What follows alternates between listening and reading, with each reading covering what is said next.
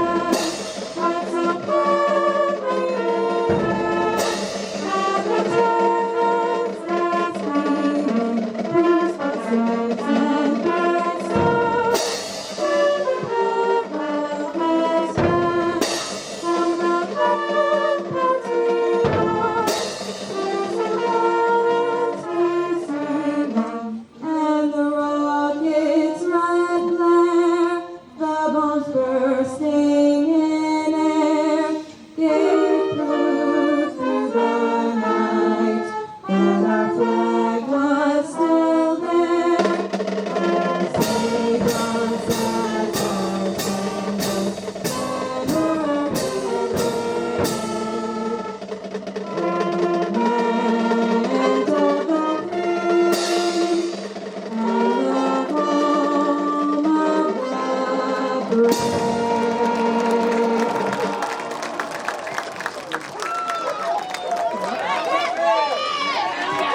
more round of applause. Hey, Catherine Janest. Outstanding. Better than you would have been. Oh, God, yes. Want to welcome our Abington youth football cheerleaders down in front of the press booth, in front of the bleachers. I think we tripled the number of cheerleaders that'll be available for tonight's game. Looks a little crowded down there. A lot of talent down there. Oh, yeah. So we play the 12-minute quarters here under the new Federation rules. Both of these teams are well versed in what the new rules are. Just a reminder, some of the more obvious differences are if a defender goes offside, crosses the line of scrimmage, he no longer has the opportunity to get back onside before the snap. Once you break that line, referees blow the flag, assess the 5-yard penalty. Don't even have to have contact. Pass interference is a 15-yard penalty, but not an automatic first down. Of course, if it was 1st and 10 or 3rd and 8, it's going to be a first down. But if it was, for example, 1st and 20, 15-yard penalty will make it 1st and 5. So at this point, everyone should be well aware of the rules now. That's right. Let's hope that Abington can keep the laundry off the field for their portion of the game.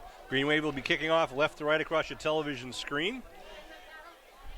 Back deep for Coho is number. Mother's mad at me. Why is that? I have her pickleball paddle. Oh, number 23, Josh Burke. Number 30, Anthony Culturides is back deep. Brady Cristoforo will be doing the kick routine. Brady's been doing a great job with the kickoff as of late. Yeah, he puts it down there around the 10, the 5-yard line. Good height. Yeah. Lets the people run down. Good coverage. Want to thank Pete Serino and Bud Madden for what they do getting us all set up. I mean, everybody gets set up. And thank to Ami Madden for the delivery of chocolate chip cookies to the booth tonight. Oh, I thought Larry brought those. No, but they're in front of Larry. They might be gone by the time we get to them. I'm sure. So the Green Wave ready to kick off here to start off the championship game for the South Shore League in 2019. Different setup here on the kickoff. It is happening with 3 tight. They kick straight down the line drive, going to be caught right at the 24-yard line. Cohasset return right. A good tackle on the play right away. Down there quickly. Good tackle. Costa does a great job on the coverage. Yeah, he plays hard. So Cohasset's offense will come out, coached by Pete Afanasiv. They have a really solid program down there for Cohasset. Always a contender. I'm sure we're going to see a great game tonight. Well matched up game. So Cohasset will start it at their own 34-yard line. Their quarterback is number 4, Tucker Fulton, a senior. They come in the I formation. They like to do a lot of tossing. They will pass the ball. And it's a give off the left side. Pick up about 3, still up on his feet, though, and then finally blown dead after the lack of forward progress. Pick up about 3, as we said. Good job by the Abington linebackers to fill the hole. There was some good blocking up front, but they filled right in. Danny Nolan, number 24, has been their go-to guy this year. They expected that Gray Thomas, number 2, was going to be the man to stop. He's a very talented running back, but Gray had a pretty bad knee injury early in the season. He's out for the year. And Danny Nolan not only filled the gap, but he has exceeded their expectations. He's a very talented running back. The Green Wave are going to have to contain him and the rest of the teammates. Abington had a lot of trouble stopping Gray Thomas last year in the South Sectional final. That's right. Quickly a timeout.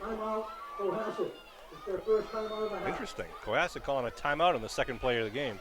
Sean Riley, Clem Leary, and Bill Davis bringing this Abington Green Wave football action here at Memorial Field in Abington.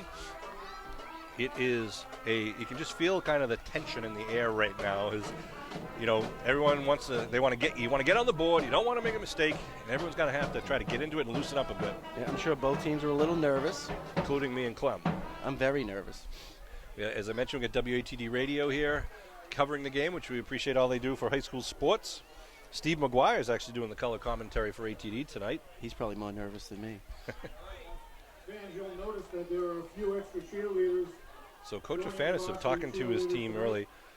The start here with a second down. See if they come back out with the I backfield. That's traditionally the formation that they go from. Cohasset now breaks the huddle, comes up to the line of scrimmage. They have Nolan lined up, deep man behind Jake Sullivan, number 32. Sullivan, the fullback, right behind the quarterback, up tight. Tucker looking to throw, rolling right, got both blocking backs, and throws it. Looks like he was out of bounds. Yep. So it'll be incomplete. He was wide open, but he stepped out of bounds. Interesting, too, that it was only like a 4-yard out. You'd think he'd go at least, to the first down marker, but in any event, good for the Green Wave. Will bring up third down at about 7 at the 37. That could have something to do with the nervousness here early in the game. Sure. Cohasset has the home turf field. Abington, of course, is the home grass field. Talking to some of the Cohasset coaches, they kind of enjoy, the grass field, the real feel of football. Nothing like football here at Memorial Field. That's right. Great view. Sullivan now moves over to the left side wing. They fake the pitch. Quarterback keeper. There's Brady Cristoforo. Hits him and takes him down for a loss on the play. Great read there by Brady. Didn't fall for it. Looked like they were going to reverse it around to the other side. They do give him a loss of 1 on the play, so they'll bring up 4th and 8 now at the 36. That could have been a broken play.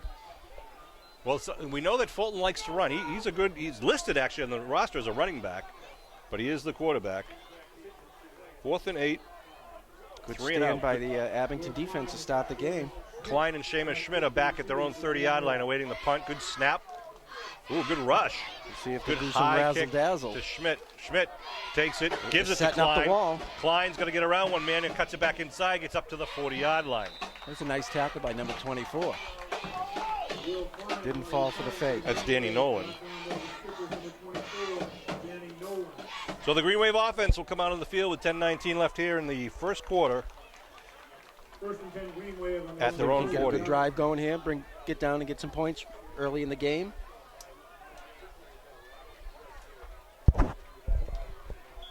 Jake Bennett out over the ball as the center. Colby Augusta, the senior quarterback. We've got Gabe Spry and Costa Rezzo. It's in the backfield.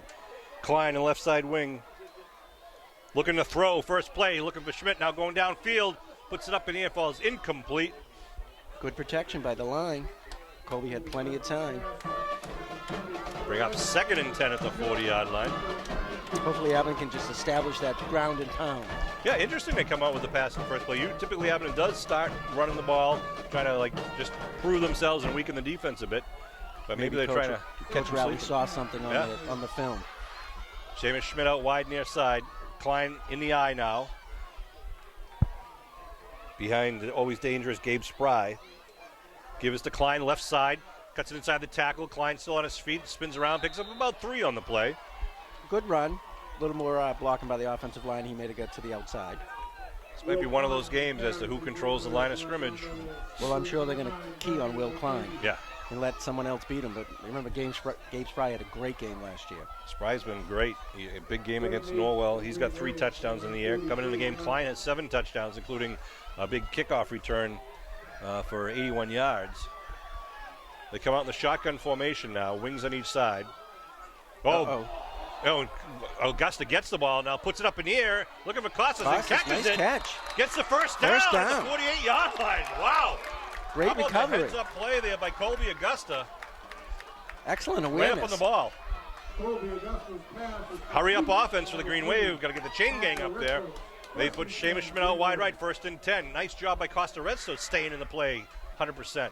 Give Klein right side. Got some blocking in front. Cuts it up inside the 45, the 40, the 35, down to the 31, 30-yard line. Good pickup by the Green Wave, about 18 yards. A great kick-out block by Costas. Gave him the lane to run in. Right up on the line again. Green Wave with the hurry-up offense. 1st and 10 at the 30-yard line. Give right side, Klein. Big hole. Klein inside the 25. Pushes it down inside the 20-yard line. Another first down for Abington. Great blocking up front. They are. Good They're really hard running. Making some big holes, and Klein is just making those cuts when needed. I think this hurry-up offense has got Cohasset off to a bad start. 1st and 10. It's a 20-yard line. Give right side, Klein. Klein, another hole inside the 15, inside the 10. First down for the Green Wave. Impressive drive here for Abington. It'll be 1st and goal. He's hard to get down after he gets to that second level.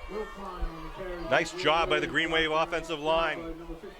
1st and goal for Abington at the 8-yard line. Spry lines up right behind his quarterback, Augusta. Klein to the left. They give to Spry up the middle. Spry hits a couple of guys right in front of it. A flag thrown. Late flag. Flag on the field. I think we're going to have a personal foul against number 88. I think so. It's Connor Fitzgerald. He was in the backfield with Colby Augusta. Let's see what the call is. Personal foul Ooh. So it's a foul against the Green Wave. Will march him back from the point of the play. How does the quarterback get a personal foul? I didn't actually see what happened. Billy Davis might have got it on video, but we were all kind of watching the line of scrimmage. So that moves the Green Wave from the 8-yard line back to the 28-yard line. I mean, they were pushing and shoving, but yeah. Wow. It's marked from the point of the infraction.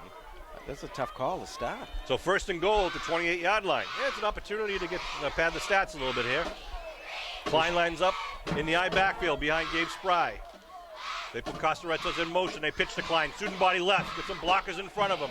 Quest trying to stretch it up. He turns the corner, gets it down to about the 21-yard line. They got 32 for Cohasset. Good pursuit. They mark him at the 20-yard line. There was Jake Sullivan on the tackle, number 32. Second and goal at the 20, coming down at the 8-minute mark here of the first quarter. This is Abington's first drive. Started at their own 40. They've gone away from the hurry-up offense. Augusta gets the play call from the sideline, rejoins the huddle. Here comes the Green Wave. Second and goal at the 20. Maybe a passing down here. Spry and Retzos in the backfield. Klein, wing on the left. Looking to throw. Steps up, looking for Schmidt. Now he's going to turn it up. No, he puts it downfield and just he was underthrew. wide open. Spry was wide open. He was. Colby did a good job of sucking the linebackers up and then just didn't get enough on the ball to hit Spry between the 4 and the 2. It looked like he had some room to run, too. Third and goal at the 20-yard line. Big down here for Abington early. It really is. Definitely full of down territory. And they marched that ball downfield. Klein just getting 10 yards plus almost every play. Right now it's a 37-yard field goal. That may be a little too much. Well, Clem, you were a kicker in the day. A very long time ago. Very long time ago. Well, did you wear a shoe or no shoe? No, barefoot. No, really? Yeah. We'll have to talk more about that later. My parents can only afford one shoe. I backfield. Retzos, the deep man, behind Furness. A little Augusta. confusion. Timeout Abington. Yeah, they didn't have the tight end on the right side, so Green Wave call it timeout. Make sure they go forward with this play correctly. Coach Riley does not look happy early in the game. I mentioned that the teams are 5-1, Cohasset 4-2 for Abington. Abington's 2 losses were to a Division III team, Hingham, and of course the loss to Rockland, who's undefeated this year, D6 team. Cohasset and Abington are both D7 teams. Cohasset's loss was to Rockland also, a 20-7 game where Dante Vasquez didn't play for Rockland, but Cohasset coughed up the ball with 5 turnovers. And hopefully Abington can capitalize if they make some mistakes tonight.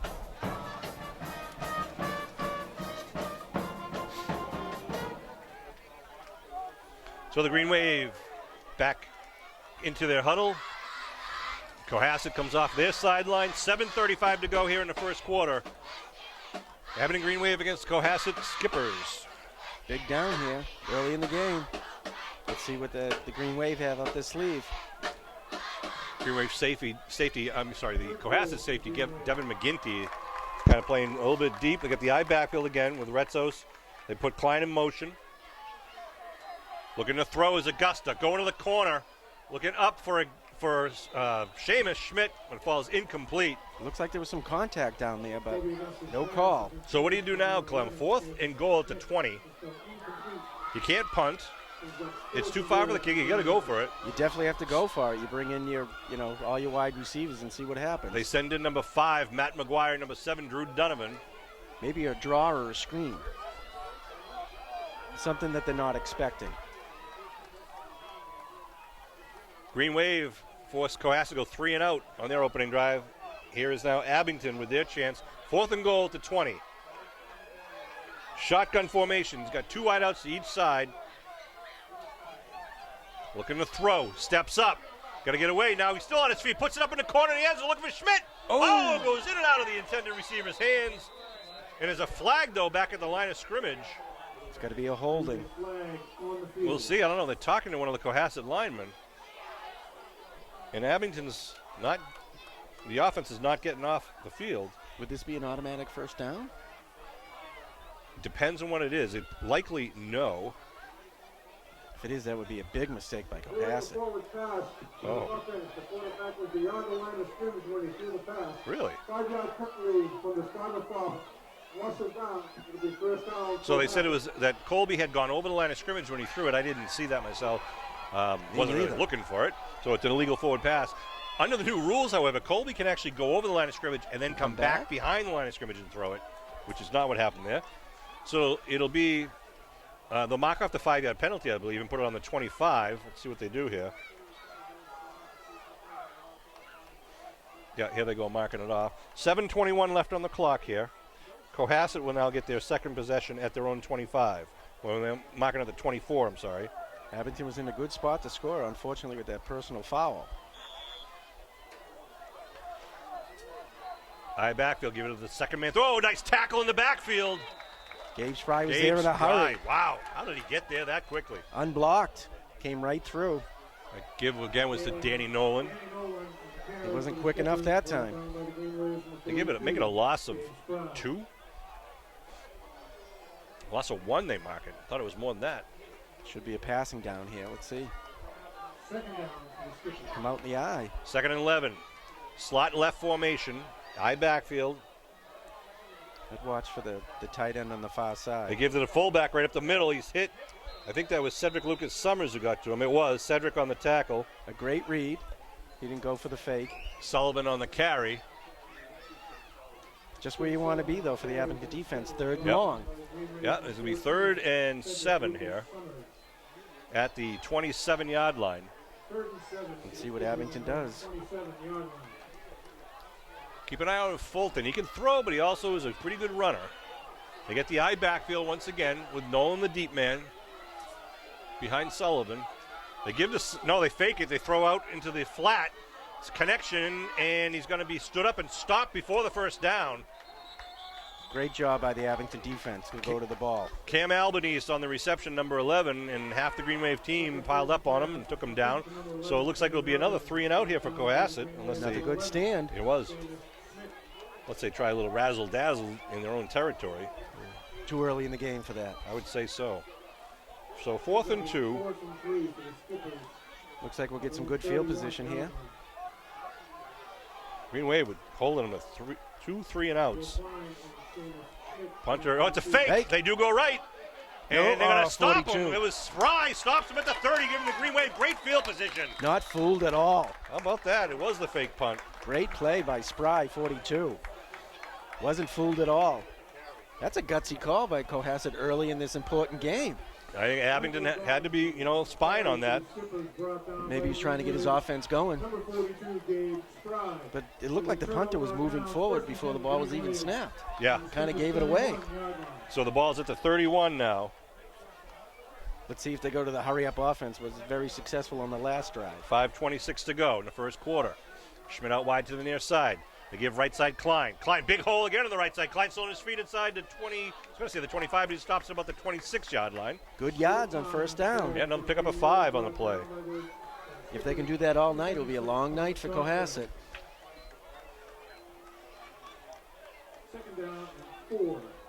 Wow, good push by the offensive line. Good hard running. A little razzle-dazzle on their own 32-yard line. It actually was a 1-yard loss on that play on the punt fake.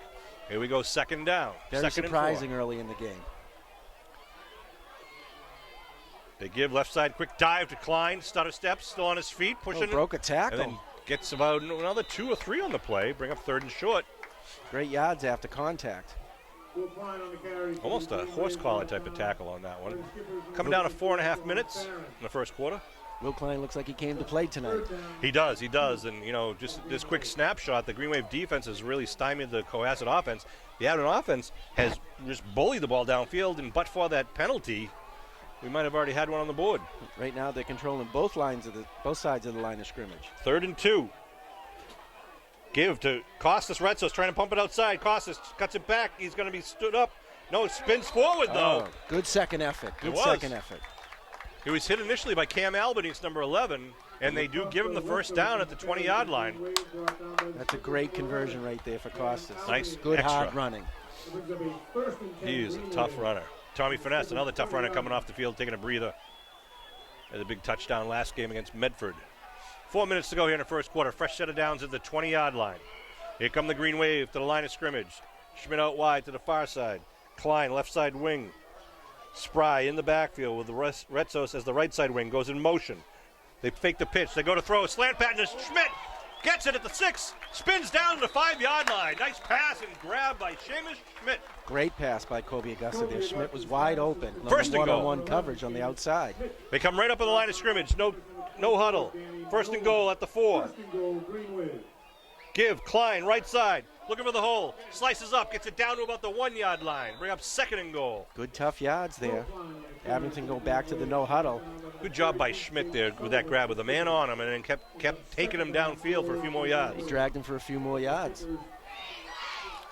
Second and goal at the 1-yard line. Abington needs to punch it in here. Klein and Spry in the backfield. Schmidt out wide to the far side. Colby Augusta under center. Retzos in motion left. They give dive to Spry. Spry left side spins, trying to get in. Waiting for a signal. And it is a touchdown. Man of Muskegon. Gabe Spry from 1 yard out. A little late there on the call. Great drive by Abington. From starting at the 31 after the fake punt. 2:53 on the clock. The Green Wave draw blood first. Looks like they're going to go for 2 early. Whew. Like to see the dominance of the offense thus far. So far, so good. Will Klein's running hard. The offensive line is pushing. Pretty much played a perfect game except for the penalty. So here we go. What you got to do. That's right. The 2-point conversion attempt. We got Furness in the backfield with Klein in the left, Retzos in the right. They give to Klein. He follows him in. For 2. That's successful. Outstanding. The rush by Klein puts 2 more on the board. Makes it an 8-point lead for Abington here in the first quarter with 2:53 on the clock. I think Cohasset's lucky at this point. They could be down 16-0. That's right. Abington came ready to play tonight. Got to keep the foot on the pedal. The pedal on the metal right now. Can't let up. So impressive play calling, execution by Abington. You know, it's great. You know, Colby, you know, kind of underthrew Spry one play when he was wide open, but he comes right back and throws a dart to Schmidt on the slant across the middle, gets him down to the 5-yard line. Love to see these guys bounce back. You make a mistake, what's the next play? Let's go. That just shows the confidence Coach Riley has in his quarterback. Big round of applause for the Abington Youth cheerleaders and the Abington Green Wave cheerleaders in front of us. It's hard to tell who's who. So the Green Wave will be kicking off once again. Brady Cristoforo, number 51, with the big strong leg. Come out in that weird formation again. Nope, not. Oh, yes. Josh Burke and Anthony Kulturides are back deep at their own 15, awaiting the Cristoforo kick. See if we go high end over end or if he goes with the line drive. Can pin him deep the way the defense has been high, end over end, coming down at the 11. Burke on the right side to the 15 to the 20, over the 20 to the 25, and then taken down. Good return. Over the 35. Looks like 14 on the tackle. Good return. 14 is Cedric Lucas Summers. Great coverage. Pretty good run back by Cohasset. Gets it up to the 37? Well, we'll see what they can do here with the decent field position. So far, they haven't been too successful against the Abington defense. John Riley and Clem Leary bringing this commentary with Bill Davis on camera. Here comes Cohasset now. The best field position of the game. I backfield again. They give Dolan right side. Number 24. Oh, he loses his helmet. Yeah, he just lost his helmet. They immediately blow the whistle. He's got to sit out a play, I do believe. Yeah. Number 24, Danny Nolan. They call him Dolan. Carry to the Skippers, brought down by the Green Waves, number 42. 24 after the Hassel. Okay, let's get down to one. Good yards on first down. Nolan lost his helmet, so he's got to step out for one play, unless they call the timeout, which they're going to elect not to do. They used the timeout early in the game, so right. They probably can't afford to do that now. 2nd and 5 at the 42. High backfield, now give to the left side. Oh, hit right away at the line of scrimmage. Who's that, number 54? That's Landers. Some good penetration. It seems like the Abington linebackers are in the backfield all night so far. you know, Good give start to kudos. the game. Give kudos to the down linemen too, who are kind of Holding them up. Exactly, holding up the tackles, the guards, getting the linebackers some free view. Cohasset does look like they have a size advantage, but it hasn't played out for them so far. Wide outs to both sides once again. Tucker Fulton, the quarterback, calls his cadence with the eye backfield. Gives right side, and he's taken down at the line of scrimmage once again. Another great tackle by That was Jerray Spry. Cole. Was it Spry? Yeah, Spry came shooting in again. We'll see what Cohasset does here. Fourth down. Another 3 and out. I'm not sure they blocked Spry yet tonight. Know it. 4th and 5. Lining up to punt once again. Let's see if they punt. Good snap. Oh, big rush. Oh, he just missed that. And the ball comes down, bounces at the 35, and rolls to the 25, which is picked up by Schmidt. Schmidt now looking for a hole, gets it back up to the 25-yard line. Sorry, to the 30-yard line. Where the Green Wave offense will come on to the field. Still plenty of time in the first quarter to make a good drive. I tell you, Green Wave has come close to blocking that punt twice. That one closer than the prior one. Right now, Abington's got all three phases of the game going. 1:07 left in the first quarter. Kevin Whalen's going to regret missing this game. He always does. We're happy to have you here, though, Clem. It's my pleasure. So, Green Wave D, again, making Cohasset with 3 3-and-outs. Seamus out wide to the far side. 2 men in the backfield is Lucas Summers. He gets the ball. Lucas Summers coming on the right side, cuts it inside. Lucas Summers still on his feet, and then going to be pushed backward by the left side of the defensive line. Pick up about 1 or 2 on the play. Cedric's got some speed if he breaks away. Good kick-out block by the guard, but Cohasset was there to meet him. See some of the guys out there right now, number 54, Sean Landers, number 55, Jarib Cole. Who else we got out there? 74. Yeah, that's Mike Warden. Number 60 is Ryan Westling. With Jake Bennett, number 50, the center. I think he's on vacation this week. High backfield. They give to Klein right side. Klein, great nice block. Oh, he gets through to the 35, to the 40, spins, still on his feet, up to the 45, still going, spinning to the 50. Pile still moving inside Cohasset territory, and finally taken down at the 48-yard line. Great block by number 51 for Abington. Huge. Kicked it out, and he got all the way down. Brady Cristoforo with the block. It was an excellent block. Right up on the line of scrimmage once again. They're going to go with the hurry up. This has been successful so far. 1st and 10 at the 48-yard line. Green Wave Nation liking what they see. Give right side Klein. Sees another hole inside the 45, down to the 40. Flag thrown down. Late flag. That's usually a holding. Another good block by Brady Cristoforo. There's a hold against the Green Wave back at about the line of scrimmage. That's where they'll mark off the penalty. That was a late call. And that's the last play of the first quarter. I'm not sure about that one. So they'll mark it off a 10-yard penalty. So far, the calls have gone against Abington tonight.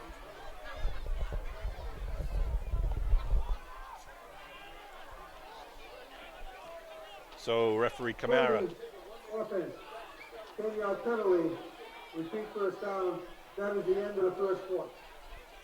So they just marked off the ball. I'm curious to see if they're going to flip the quarter. They got to move the ball back now to the other side of the field.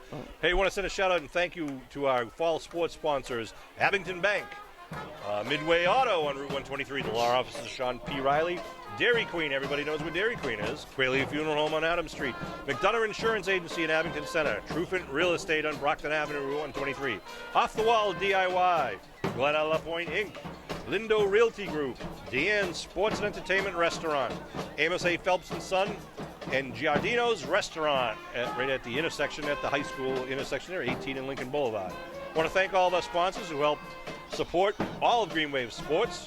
If you'd like to be a winter sports sponsor, please contact Athletic Director Peter Serino at 781-982-0070. And a shout out to our chain gang on the far side of the field, the guys in orange, Joe Tassoni, Mike Linehan, Dan Reardon, and Steve Wakeland. I see they've gone to the orange sweatshirts. Yeah, that's a classy group there. So what do we got, Clem? First and the ball's on the 42. They got to get it to the, so it's like First and 20. Yep. Yep. Another mistake that could be costly. Abington seems to be shooting themselves in the foot. Fresh 12 on the clock. High backfield. Klein the deep man. They give to Klein right side. Klein gets hit in the backfield, though. Good surge there. Good penetration by 75 for Cohasset. That's Thomas Jeanette.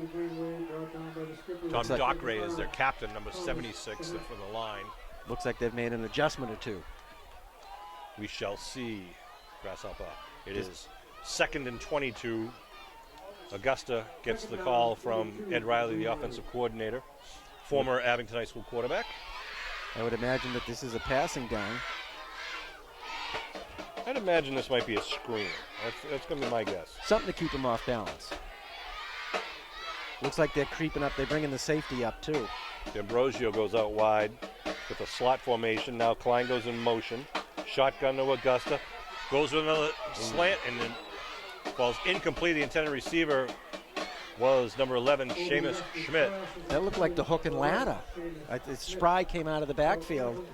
By the way Seamus was facing, it looks like he was going to catch it and flip it to Spry. And there would have been nobody around. Just couldn't connect Nope. that pass. A little thrown too high.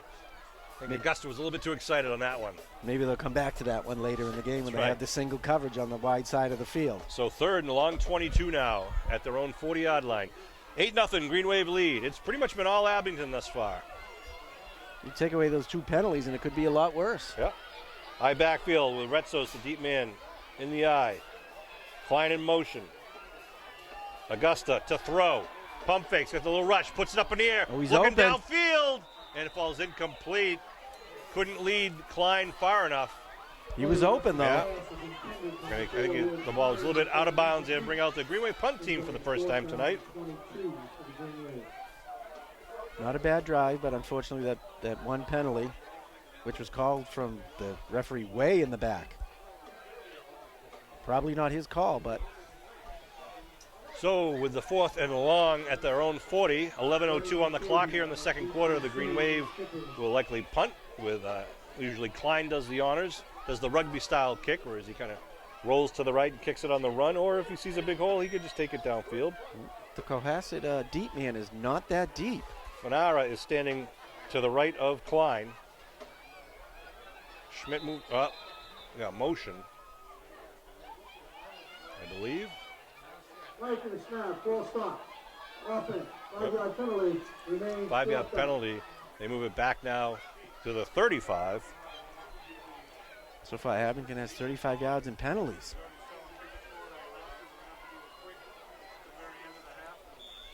They'll come back out in the punt formation. Brendan O'Brien out wide to the near side, going to be one of the coverage men. One man back for Cohasset at his own 40.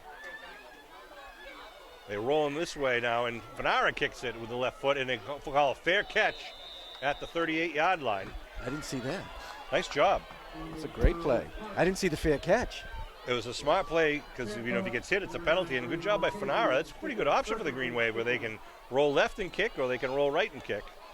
No return on the punt.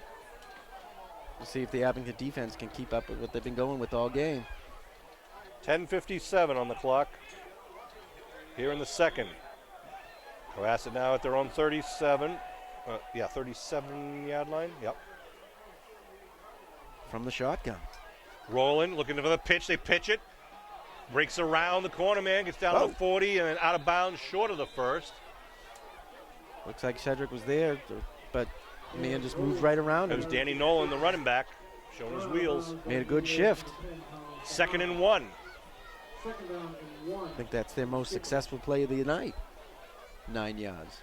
I think you might be able to hear behind me the velvety voice of Chris Nagel on the public address system. Larry Keogh, the official clock operator tonight, wearing the Steady. vertical stripes. Shotgun formation. They move to the right side looking. Now they do pitch once again. And turn the corner here. I'm not sure he got the first, though. They keep the clock rolling. Let's see where they mark him out of bounds. That was, again, a pitch from Fulton to Nolan. That was a good play by 34. He closed quickly. I think he's going to be short of the first. Third down. Oh, wait a minute. It's a first down. Just made it at the 48, so they'll get a new fresh set of downs. That's the first down, I believe, for Cohasset tonight. I do believe so. They come out and do 10:32 to go. the option left and then option right. You get 3 wideouts to the far side, 1 to the near side. Fulton is in shotgun formation. The senior quarterback fakes the handoff, looking to throw, looking left side, got some pressure, puts it out in the flat, connects at the 50. He's hit, flag down behind the play. Spry with the tackle once again. I think we're going to have some holding on Cohasset. Referee Camaro will turn his microphone on and let us know what's going on there. That play took a little time to develop. Almost looked like a chop block behind the line of scrimmage. Yeah, it was on the near side of the field behind, the play was to the far side. So here it is for the call. Personal foul. Illegal block to the roof. Yep. Offense. 15-yard penalty. 15-yard penalty is going to hurt him. It's a good call right there. Yeah, it's from the spot of the foul, which was back at the 44-yard line, which is behind the line of scrimmage. It's now illegal to block behind the waist, below the waist, if you're outside the tackle box and not within the line of scrimmage, near the line of scrimmage. So And there was real no need to do that because the play was going in the Right. opposite direction. So they mark it back at the 29-yard line. It's those mistakes. Got to First- stay away from the mistakes. First down and in 29 to go. A long way. Another spread formation. Looking to throw, fading back in the pocket, steps up. Now he's getting chased, breaks it out inside the 30, 35, then steps out of bounds. Good play by Sean Land as he had him, but he got away from him, and then Brendan O'Brien came up quickly to close. O'Brien runs him out of bounds. It was a good job by Landers and company, not letting Fulton sit and throw. He had, four receivers out there. Good coverage downfield by the Green Wave. Just under the 10-minute mark now. 8-0 Green Wave lead here in the South Shore League Championship. Green Wave trying to pin back the Cohasset defense once again, where they come out with another second and very long. 3 wideouts to the far side, 1 to the near side. Fulton looking to throw. Set up a screen in the middle. There it is. Oh, it's almost picked off. Big hole up the middle, up to 45, the 50, and then going to be taken down from behind by Cedric. Another flag thrown. I think we got a block in the back. Looks like Klein was hit from behind. Cedric did a good job of trying to strip the ball, too, on that tackle. Yeah, Will Klein was coming over towards the ball, and someone hit him from behind. Well, that's going to be good, because otherwise that would have been a first down. Well-executed middle screen there. I'm not sure who was in the backfield there, but someone almost picked that off. Yeah. Illegal block in the back. It is. 10-yard penalty from the final foul. 2 seconds left. So they'll mark it off from about the 47. They move it back to the 43 of Cohasset. Once again, that was not necessary. The runner had already gone by. Right. Self-control and self-discipline, hard to teach in the heat of the game. In these important games, the mistakes are, magnetized. That's right. So 2nd and 15 now at the Cohasset 43-yard line. 9.5 minutes to go here in the first half. 2nd down and 15 for the Skippers. 8-0 Green Wave lead. They send Albanese out wide to the far side. Have a wide out to the near side, the I backfield. Fulton under the center. Fakes it, looking to throw. Looking across the middle. Now he's got some pressure. Lots He's of rolling time. left. He's going to turn it upfield. And Good nice tackle. Open field tackle. Will Klein closed nicely. Beautiful tackle right over the line of scrimmage there. Not much of a pickoff. Fulton on the carry for the Skippers. Brought down Excellent Wow. play. Number 4, Will Klein. Outstanding play by Will Klein. The guy does it all. He's having a good game on both sides of the ball. But thought, that's the play you need in the games That's like right. this. Chris McDaniel had a nice comment, I think it was after last week's game, that if you haven't seen Klein play, it's worth the trip to come see him play during his senior year. 3rd down and 14. When you're invited to the biggest dance of the year, you dance with the lady who brung you. Looking to throw. Trying to set something up. They do a little out pattern, and nice Oh, play. good coverage defensive again. play. Who was that? Right in front Cedric. of the bench. 14 was. again. Cedric Lucas Summers with perfect timing on Gradinskas, who was the intended receiver, knocked the ball out as it was coming into the breadbasket there. He's having a great game too early. Sure is. Will Gradinskas. So Cohasset, back at their own 44 to kick. They had it in Abington territory briefly, but penalties killed this drive. 2 positive plays that were erased by penalties. And Klein back by himself this time. See if the Green Wave are trying to put the block on here. They've been close a few times. Watch the far side. Maybe they saw something on the last punt. They're coming. Oh, just missed that kick again. Good kick. Nice Bounces at the spiral. 29 and is going to roll inside the 25 and stop dead at the 23-yard line. Good pressure by the Green Wave. I don't think they had any intention of kicking that to Klein. No. Mulcahy is the punter. Did a nice job. Nice spiral. 8:20 left on the clock. The Green Wave with a full tank of gas. I think by the end of the night that they may block a punt. I hope so. They've been coming close. Ball is on the 23-yard line. We are 72 yards away from pay dirt. Green Wave offense up on the line. Schmidt coming out wide to the far side. Klein in the near side wing. Augusta under center. They give left side Costa Retzos. Retzos does a nice job patiently waiting for the blocks in front of him. Picks up a good 4 or 5 yards. Good hard yards. Good run. Retzos and Furness can be tough on linebackers because they're low to the ground and quick. So it's hard to read where they're going to block, where they're going to break behind their blockers. And then they get that speed. Abington needs that three-headed monster tonight. That's right. 2nd and 6 for Abington. Furness in the backfield. Klein in motion, gets the ball going right. Pumps it outside, trying to turn the corner. Klein gets tackled from behind. Nice tackle. Brady Christophero's downfield blocking. Great play. Tackle on that play was number 44, Jack Green. Good hustle. Ball's at the 29 now. 3rd down and 4. This is what you want to be, 3rd down and manageable. Sean Riley, Clem Leary, and Bill Davis bringing this Abington Green Wave football action in the 2019 season. This is game 7 for both teams. Both teams are undefeated in the league, 2-0, as we each beat Carver and Mashpee. This decides who wears the crown for the South Shore. And has more home games. That's right. Klein lines up deep in the eye behind Spry. 3rd and 4. Motion coming at you. They pitch to Klein.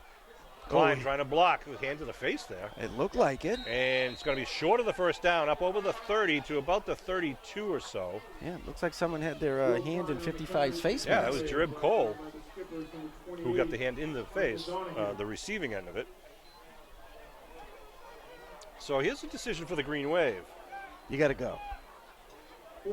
Well, the defense has been stopping them. They've been playing very well, so it's a good opportunity. How about a long, hard count right now and draw them offside? Oh, I think he just handed off to Klein. 4th and 2. They give to Klein right side. Klein No. going to be stopped. He'll be stopped at the 32.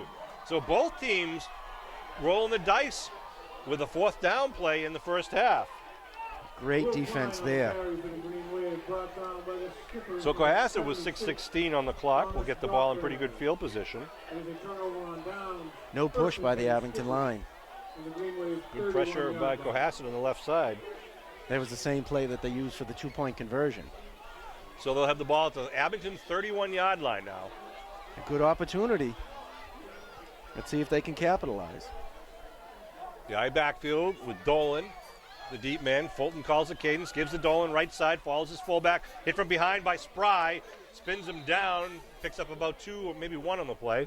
Guess who's in the backfield? Gabe Spry. When we played Rock, we talked to the coaches afterward. They literally had 2 men assigned to block Spry every single play. It doesn't look like Cohasset has anyone tonight. 2nd and 9. Cohasset wearing their white away jerseys, breaks the huddle. Cam Albanese, number 11, goes out wide to the far side. It looks like that might be Fitzgerald on the near side out wide. The I backfield once again. The draw play now. Brings it outside the left, the 30 to the 25, inside the 20, down the sideline. Could break it down the sideline. Late flag. Is there a flag? There's a late flag. Nolan in from 30 yards out. It's got to be a hold. Wow. Coach Afanasiv is out on the field. He's furious. I think he's furious at his own player. Oh, the flag is thrown at the 20-yard line. I see it now. Could be a block in the back. It is. Wow, that's what, at least the 2nd one, if not the 3rd one tonight? That's definitely the 3rd penalty where the play had already gone by. Yeah, definitely. They're not helping themselves. Takes 6 points off the board, puts them back at the 29, and they still need a 1st down. 5:32 on the clock here in the second quarter. A big break there. 2nd and 8.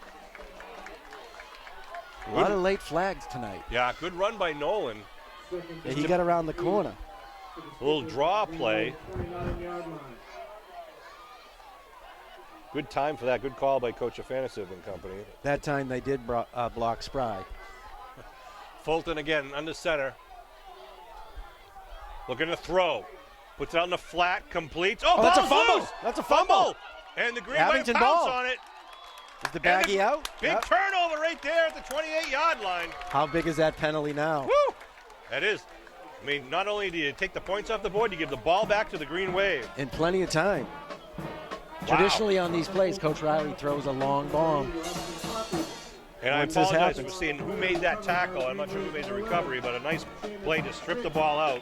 There's good coverage there. Not fooled. It wasn't a long pattern. He wasn't. I don't even know if he was over the line of scrimmage. Right.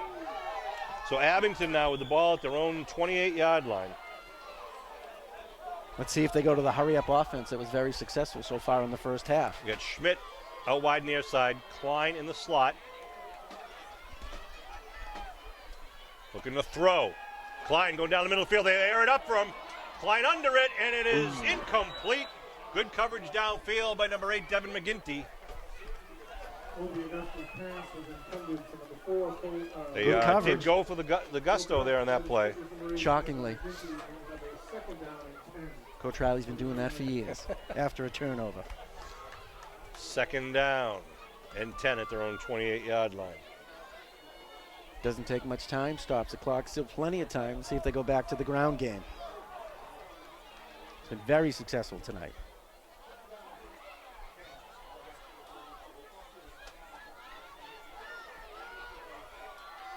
Give a little counter play underneath. Trying to break away is Costaretso. Does a nice job fighting up to the 30-yard line. Pick up a 2 on the play. He earns every yard. Does. It's a hard runner.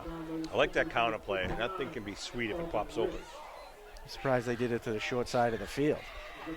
Well, I think they were trying to surprise Cohasset, too. That's probably how it's designed. That's right. Augusta rejoins the huddle with a 3rd and 8 decision up here for the Green Wave offensive unit. We'll see if Cohasset stops him here. Maybe they'll call a timeout.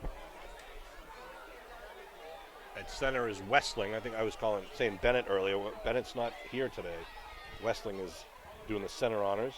Man in motion, looking to throw. Augusta with the out pattern to Schmidt. Oh, is that a one-handed He catch? caught it, yes. Going down, he put one arm out, and Seamus Schmidt with another great grab. We've seen a couple from him this year. First down, Green Wave. I think that was a one-handed catch. I think it was. And I think he was down on the ground, too. It was. He kind of like lost his footing and just put that bear claw out there and hauled it in. It was a great throw. It was thrown before he turned. Ball at the 40-yard line. 1st and 10 with 4:15 to go here in the first half. Green Wave up 8-0. Schmidt out wide near side. Cedric in motion to give to Spry up the middle. Spry still on his feet.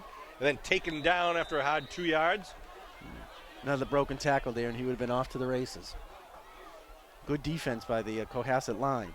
Tommy Finesse, number 34, and Will Klein, number 4, check in for the Green Wave. Cedric Lucas Summers. I think you got to go a heavy dose of Klein here. He's been very successful tonight. They haven't been able to stop him. Here comes Abington out to the line of scrimmage. 2nd and 8. Right in front of you. Billy Davis getting you the great view from high above the press box at Memorial Field. Augusta gives right side. Klein. Klein spins, only picks up 1 or 2. Bring up a 3rd down as the clock continues to roll. I'm surprised Cohasset isn't using some of their timeouts.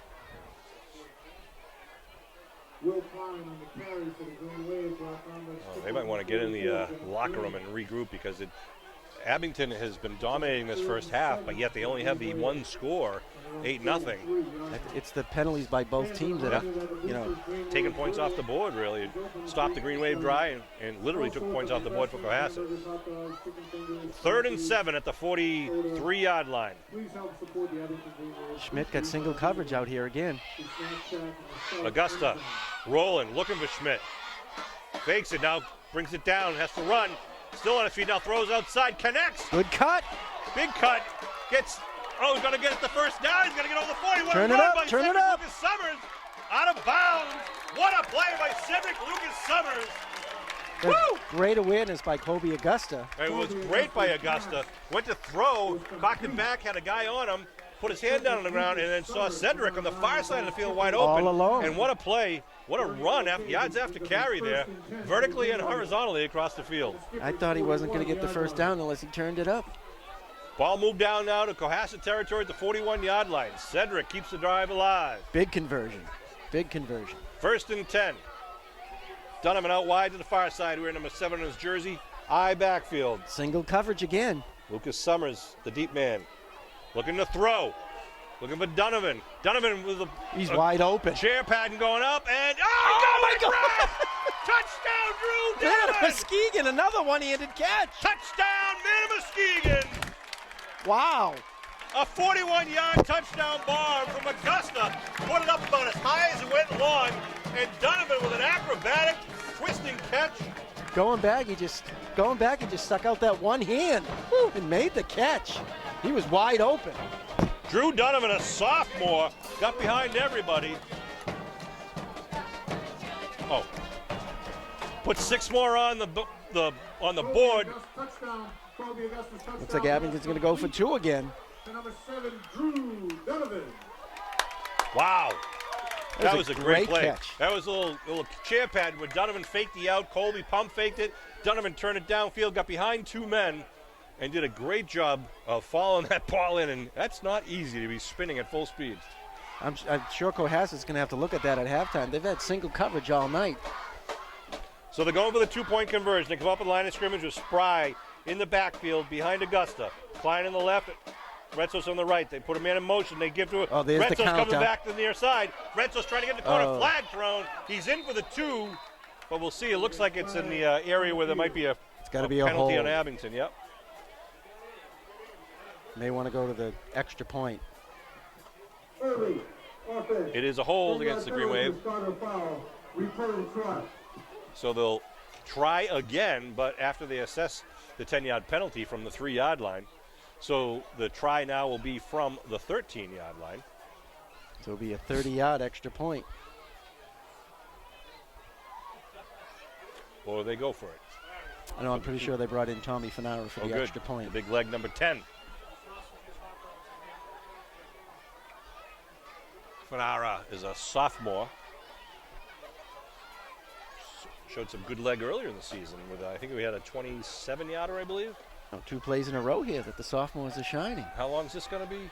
It's going to be a 30-yard extra point. They mark it at the holding it at the 20. Add the 10 yards for the end zone. Augusta to hold. Good snap. Ball's down. Kick is up. And it is no good. Short. So they'll take over at the, what did we say, the 13. No, I'm sorry, that was a point after touchdown. We're going to be kicking off. We'll be kicking off, yeah. 2:19 to go. What a pass connection. Cedric Lucas Summers kept that drive alive with a huge play.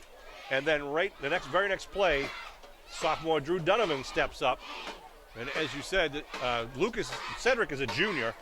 And Drew is a sophomore, really stepping up big time for the Green Wave. That was a good drive by Kobe Augusta those last 2 plays. He was very aware of Cedric being open, and then he threw a nice ball to Doobie.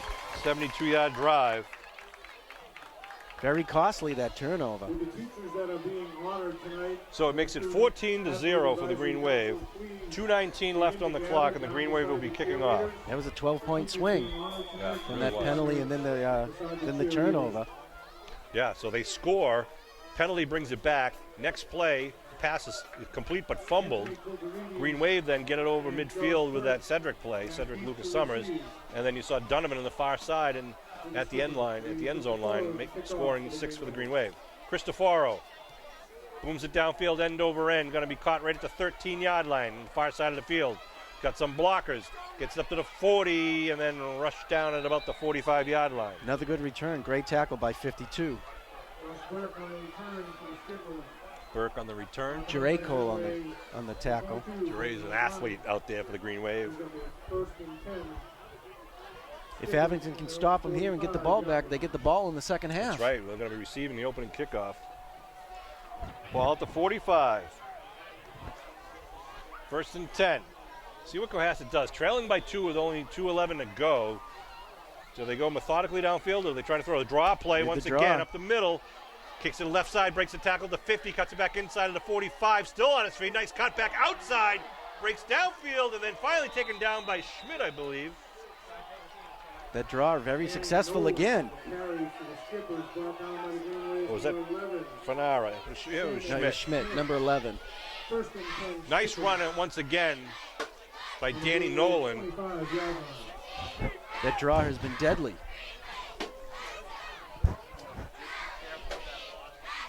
Wow, the boosters are bringing up some snacks for the guys in the press booth, all the volunteers up here. We appreciate it. All right, so first and 10 at the 25. Looking to throw. They set up a screen, it looks. Abington's got it red. And, nice defensive play. Who was that? Another flag on the field. 53. I think that's Aiden. I think we have an illegal man downfield. Shea McClellan with a big hit. Abington wasn't fooled at all, but I think we have an illegal man downfield. I think you're right.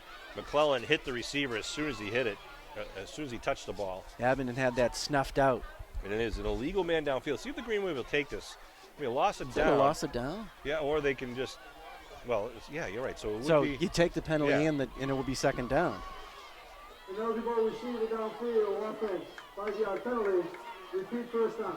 Oh, it's so not a you loss of repeat down. it. Okay, so the question was whether to not take the penalty and have it second and 10, or take the penalty and make it first and 15. 1:31 on the clock. The way your defenses are playing, I'd say you just push them back. Kind of pushes them to perhaps throwing now. Going to be a timeout call by Cohasset. Abington was not fooled at all for that screen.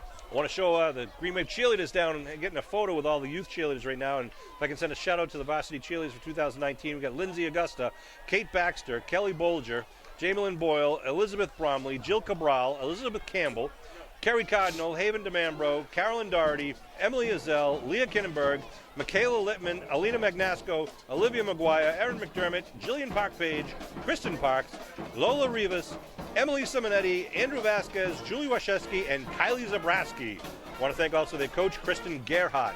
They dressed the freshmen tonight? A lot of cheerleaders. Big crowd here. The Green Wave, a perfect night for football. I want to again thank Billy Davis for doing the video work up top. He always brings you great views of the Green Wave games. You see Bill Marquardt right down in front of us also at the 43-yard line taking the still photography. Donates his time every game at all the different events and games at Abington High School, so the kids and the parents can get their free photos from a true professional.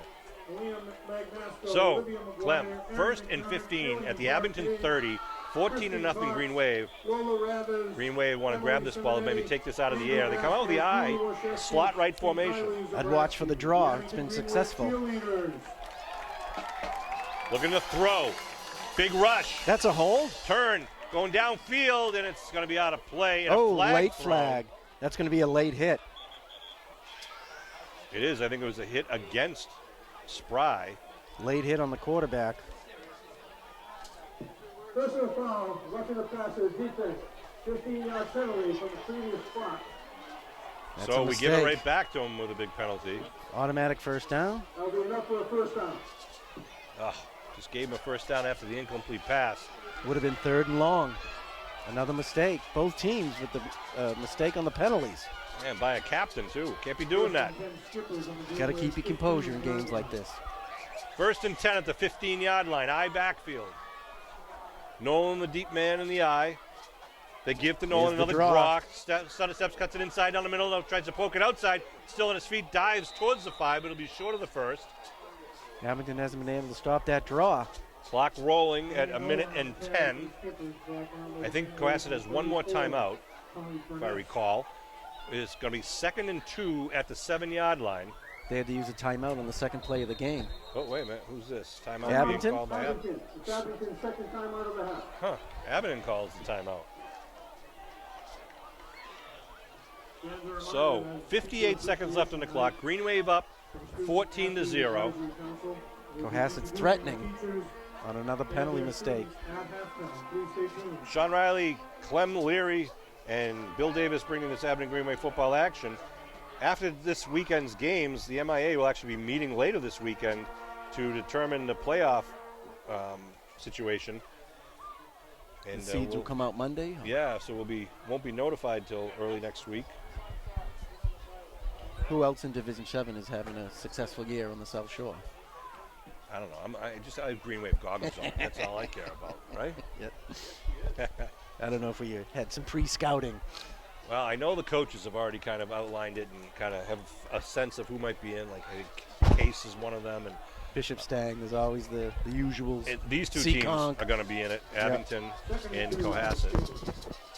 What about Mashpee? They're usually in it. They're not in it this year. To my knowledge, I mean, unless something really funky's going on in the other divisions. I don't want to say anything bad about that. 2nd and 2 at the 7-yard line. They're going to send a wide out to the far side. Nolan is the deep man in the eye. Gave to the right side. Steps up. Gets the first inside the 5, but then stood up. It'll be 1st and goal. Oh, he's going to use his last timeout. That's right, with 51 seconds to go. Wow. Good hard running.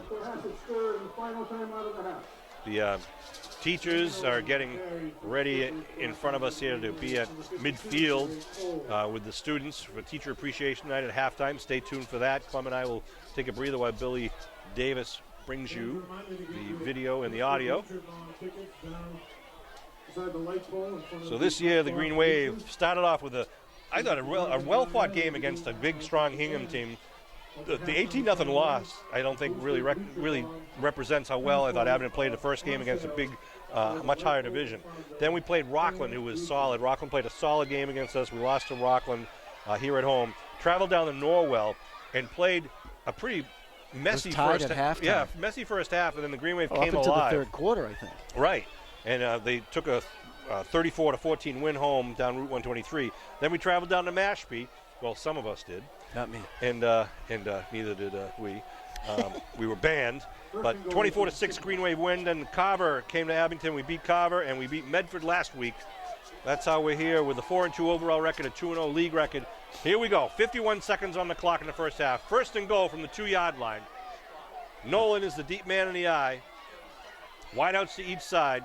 Fulton gives to the fullback up the middle, and he is in. Number 32, Sullivan, from 2 yards out. Another costly mistake that helped that drive. Gets 6 points on. They finally break the goose egg. Jake Sullivan followed his blocks on the right side. Looks like Cohasset's going to go for the extra point. So that was a 55-yard drive. Aided by the 15-yard penalty, roughing the passer. Kicker looks like Stephen Martell, and the holder is Danny Nolan. We wait to snap. Good snap, ball's down, big rush, and it's through. Yeah, through the uprights. PAT kick is good. Clean my glasses. So they put a total of 7 on the board. Makes it a 14-7 game, but most importantly, Green Wave will be getting the kickoff now with 47 seconds, and then they get the opening kickoff to start the 3rd quarter. Let's see what they can do with just 47 seconds left. Yeah, we'll get the 2-minute offense to be running 44 seconds. So far, both teams are hurting themselves with penalties. Yes. So true. The astute analysis of Mr. Leary to my right here in the press booth tonight.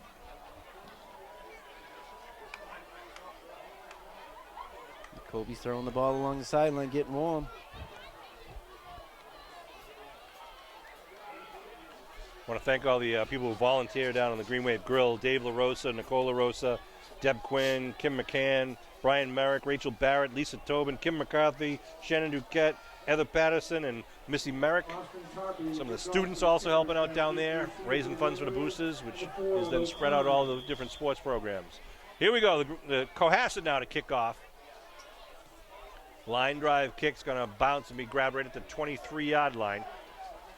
Return right up the middle. Face mask. Yeah, it was. There right had to be a face 43. mask in there. It was a missed call by the ref. We saw it. I think Billy Davis probably showed it for you, too. Cedric with a return. 42 seconds left to go here. It was a good return, good field position. Sure was. Let's see if they go to the hook and ladder. Not yet. Let's see if they stick to the single coverage on the outside. They got big Matt McGuire out wide to the near side. Good hands. They got Drew Donovan with the speed on the far side. Shotgun formation. Fake the handoff, looking to throw. Looking for Donovan. Puts it up high. Donovan trying to get some room. He caught it again. And he's out of bounds, though. Ooh. Ball was just a little bit too far to the right. And it'll bring up second down. And looking to take advantage of the wheels of Donovan. He looked like he was in from here. A little better coverage that time. The guy was with him step for step, but looks like they're playing the two safeties deep. It's almost like on those, like Colby has to do the kind of a two-step and let it go, and just let Drew go chase it, because Drew's so fast, he'll outrun, the ball. And he lines up Drew again on the far side. Again, McGuire the near side with slots on both sides for the senior quarterback Colby Augusta. Augusta rolling right. Gets fleshed, turning, throws downfield. It's got a man open. Oh, just falls incomplete to Klein. A little bit behind him, but hit him in the hands at the 42-yard line. We'll stop the clock at 27 seconds to go, 3rd and 10. Maybe they can try the same thing to this side with Matty McGuire, just do the jump ball.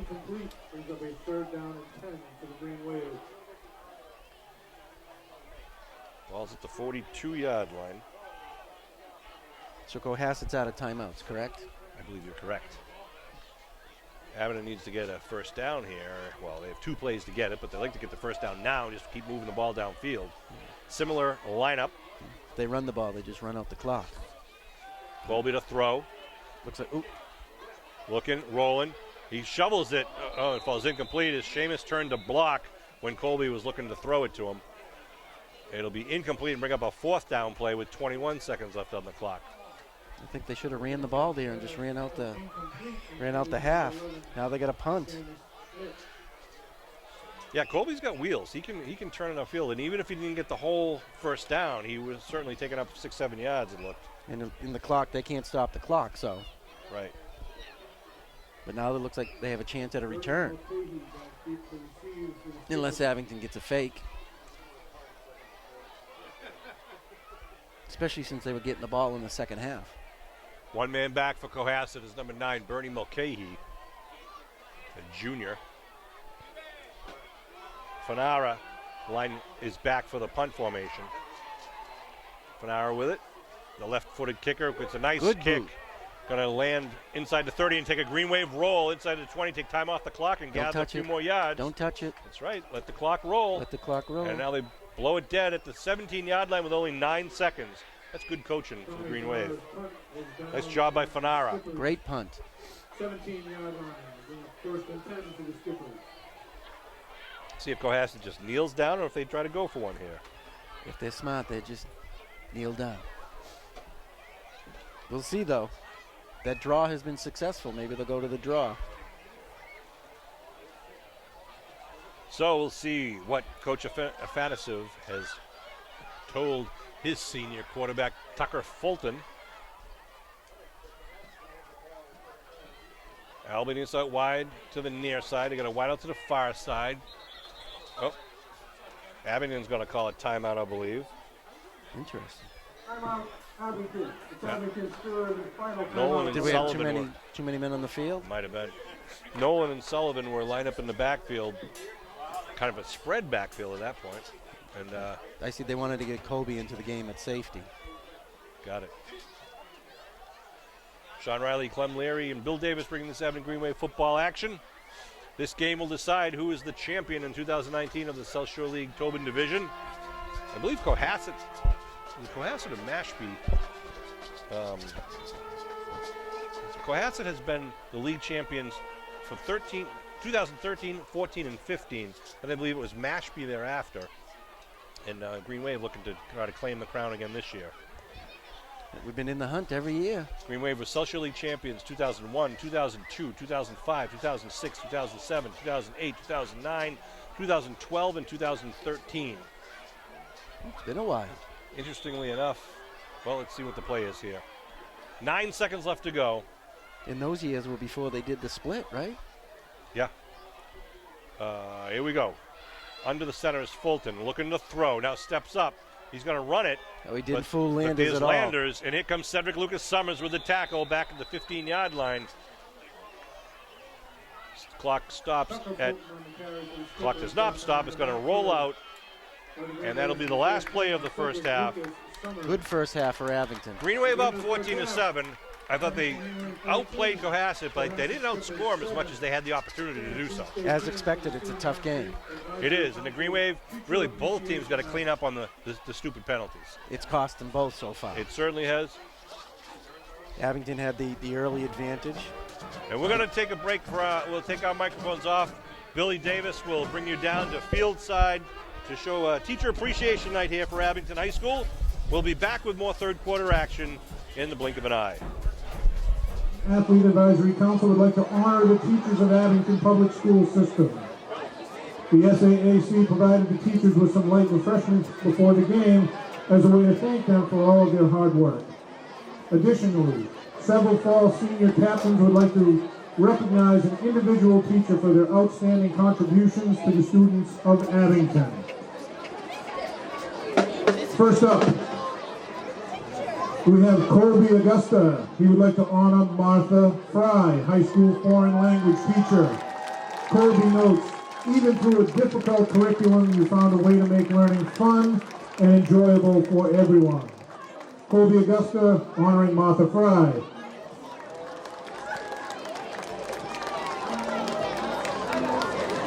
Next up we have Gabe Spry. Gabe would like to honor Kristen Gerhardt, high school math teacher. Gabe said, even though me and math never mixed well, you always made it enjoyable, mate, and made it so much easier for me to learn. You always pushed me to do my best in every class. Gabe Spry honoring Kristen Gerhardt.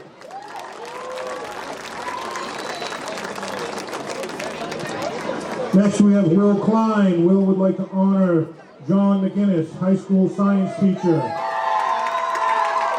Will said, you stand out as one of the most respectful and approachable teachers to me. I admire how you have set up unified sports my whole high school career, and to think it's an amazing thing. Will Klein honoring John McGinnis.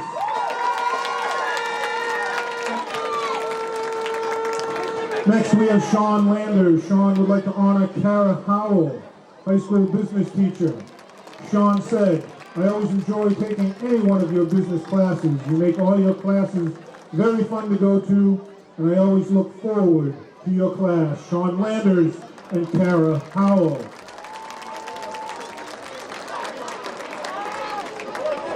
Next we have John Muller. John would like to honor Lauren Bates, high school math teacher. John noted, you always made sure we knew and understood what we were learning before we switched topics or had a quiz. You were always very flexible and available for after-school help. John Muller honoring Lauren Bates.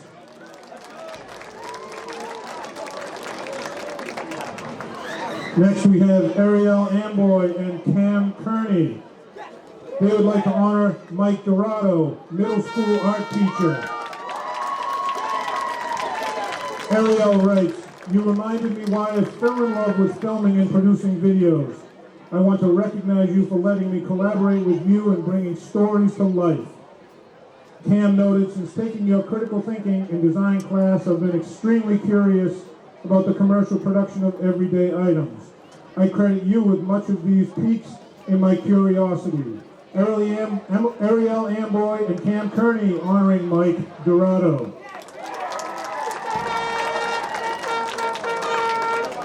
Kerry Cardinal would like to honor Matt Holtzman, former Abington High School math teacher. Kerry notes, you're a great teacher who brought fun and enjoyment into learning. Your classes help prepare me as I get ready to go to college. Your classroom was always a safe and fun environment. Kerry Cardinal honoring Matt Holtzman. Robert Malloy would like to honor Kira Jackamore, high school computer science teacher. Bobby said, I can see that you love your job and you are fully committed to what you teach and your class is one of the only classes I am excited to go to. Robert Malloy and Kira Jackamore.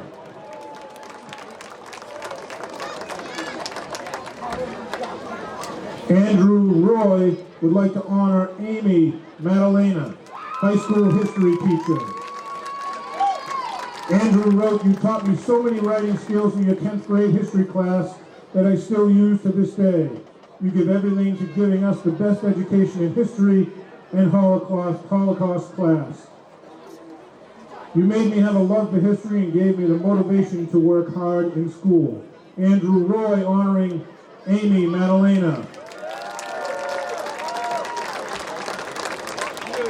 Kaylee Tobin would like to honor Kim McHugh, high school English teacher. Kaylee notes, "You have positively impacted me in many ways. Your classroom is such a safe and non-judgmental environment. I know that if I ever needed anything or just needed to talk, that I could count on you. I have learned so much in your class." Kaylee Tobin honoring Kim McHugh. Michaela Littman would like to honor Sue Peck and Shauna O'Donnell, high school support staff.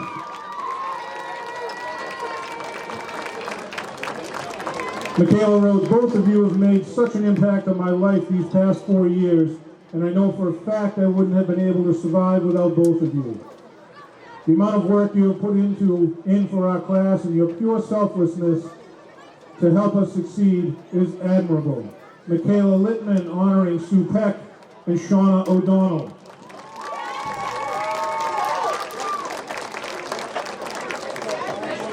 Sarah Christian and Erin McDermott would like to honor Michelle Poirier, high school art teacher.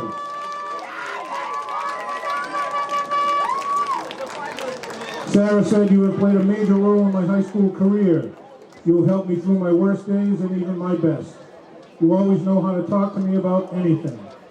Erin shared, "I have thought of you as a role model throughout my high school career. You've always believed in me. Thank you for inspiring me to become a photographer and have a positive outlook in life." Sarah Christian and Erin McDermott honoring Michelle Poirier. And finally, we have Kylie Roberts honoring Kate Ward, high school foreign language teacher. Kylie said, "You have been the most influential teacher in my past 4 years at Abington High School.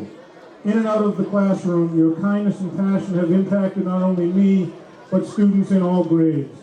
You have helped me to enjoy and better appreciate the Spanish culture and lifestyle by simply being a great teacher and mentor." Kylie Roberts honoring Kate Ward.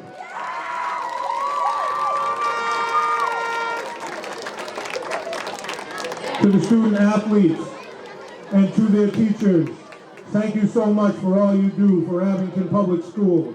Congratulations.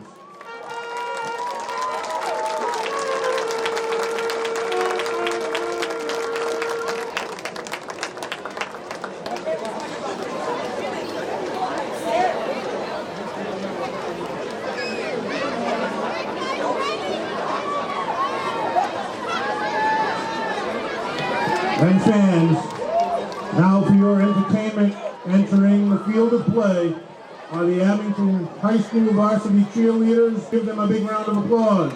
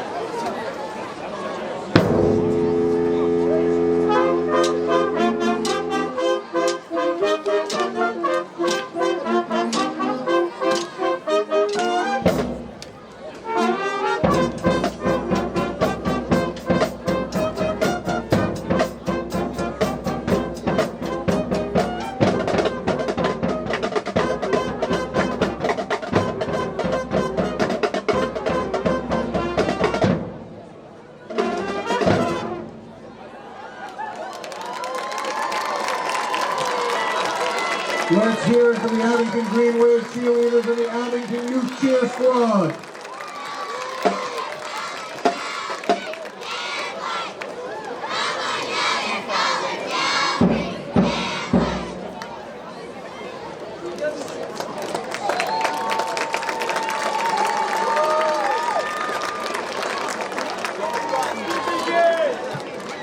Great job, ladies, on the field.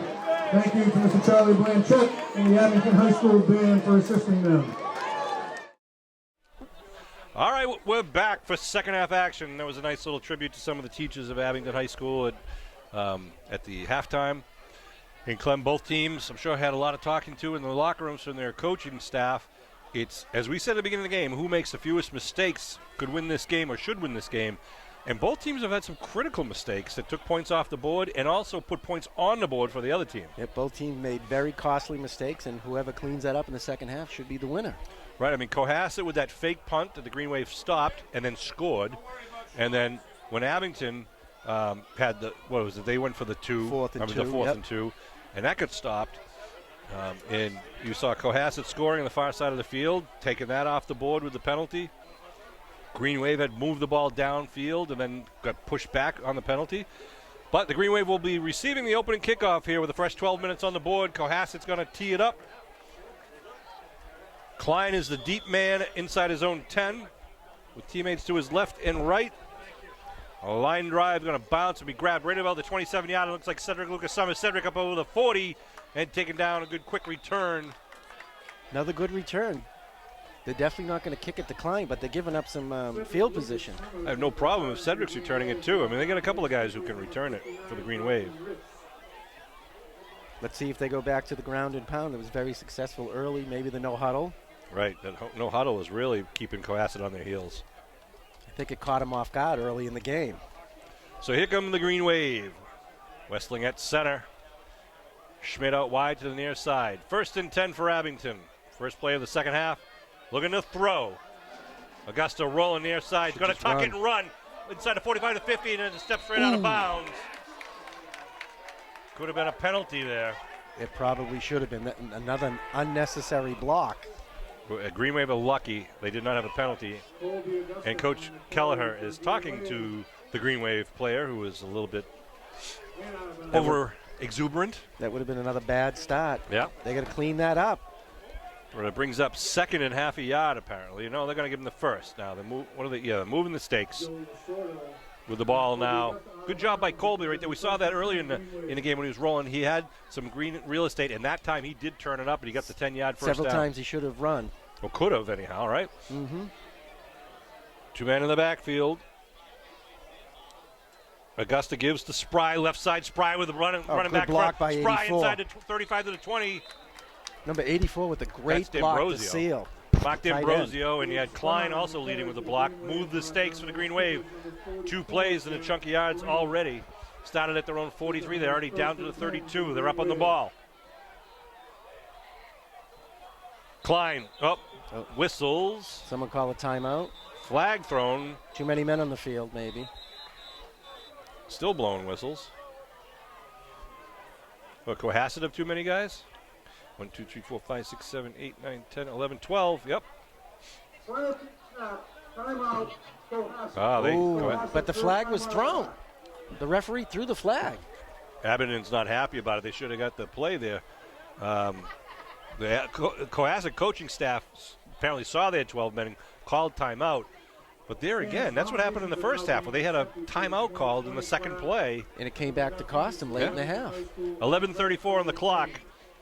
Abington trying to keep that offense juggernaut moving and get some another 6 to 8 points on the board here early in the third quarter. 14-7, Green Wave lead here in the South Shore League Championship for 2019.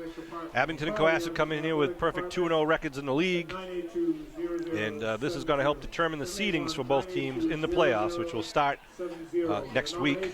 And I'm sure they'll see Cohasset sometime in the next 3 weeks. If they keep winning, both teams keep winning. That's the way it was last year. The Abington High School Athletic Hall of Fame is now accepting nominations for the 2020 induction class. If you're interested, have someone you'd like to nominate, you can go on the Abington High School webpage and look for the Hall of Fame link, or you can call the athletic department at 982-0070. Abington comes sprinting out of the huddle, right up on the line, 1st and 10. Give us to Klein, right side. Klein jumps over, man, gets tripped up and picks up about 1 or 2. 76 for Cohasset. Yeah, I kind of tried to submarine the blocker and got in the way. That's Thomas Dockeray. He's a captain, a senior. Bring up, they call it no gain on the play, bring up 2nd down. See what Abington has going here. Hopefully they should go back to the no huddle that was very successful early. Little confusion. 11 minutes and rolling here in the 3rd quarter. Abington with the ball after the opening kickoff here, the 2nd half. Costas, Retsos, and Seamus Schmidt out wide to the far side of the field. Give left side to Spry. Spry's got a hole. Spry runs over, man. Gets down to the 26-yard line. Another great block by 84. That's D'Ambrosio again. Sprung him to the 2nd level. Matt D'Ambrosio's a junior. That'll bring up 3rd down and about 3 for Abington at the Cohasset 25-yard line. Augusta in the huddle, spreading the good news with his teammates. Schmidt out wide near side, and D'Ambrosio's got the right side tight end. Klein's offset to the left in the backfield, gets the handoff going right. Penetration, still on his feet though, cuts it back inside the 20. Klein down to about the 17-yard line, gets the 1st down. That was a great run. Tough. He was caught in the backfield, but he was ahead of his blocker, but he just kept going. I'm not sure if that was Dockeray once again, penetrating from the left side of the defensive line. Klein did a good job of stepping inside him and then getting into the 2nd level. 10 minutes to go here in the 3rd quarter. 1st and 10. Big conversion. Ball's up marked on the 18-yard line. Give left side Spry. Spry pokes it outside. Gets his jersey grab, but he goes forward, goes vertical down to about the 12, 13-yard line. Pick up a good 5 on the play. Looks like Cohasset's bringing everyone into the box. Spry's different than the normal fullback. He's got speed and strength. You know, usually you get the bulky guy who just kind of gets 2 yards in a pile of dust. But Spry can break free. He's just that double threat. He's very reminiscent of Jack Mel. Yes, low very to the much. ground, strong. Good call. Slot right formation. Again, Spry and Klein in the backfield behind Augusta. They give to Klein, left side. Klein down into about the flag. 10. Usually means holding. Could be another costly penalty for Abington. Referee Camara. Yep. Where is the flag? I don't even see it. It's right there at the 10. On this side? Yep.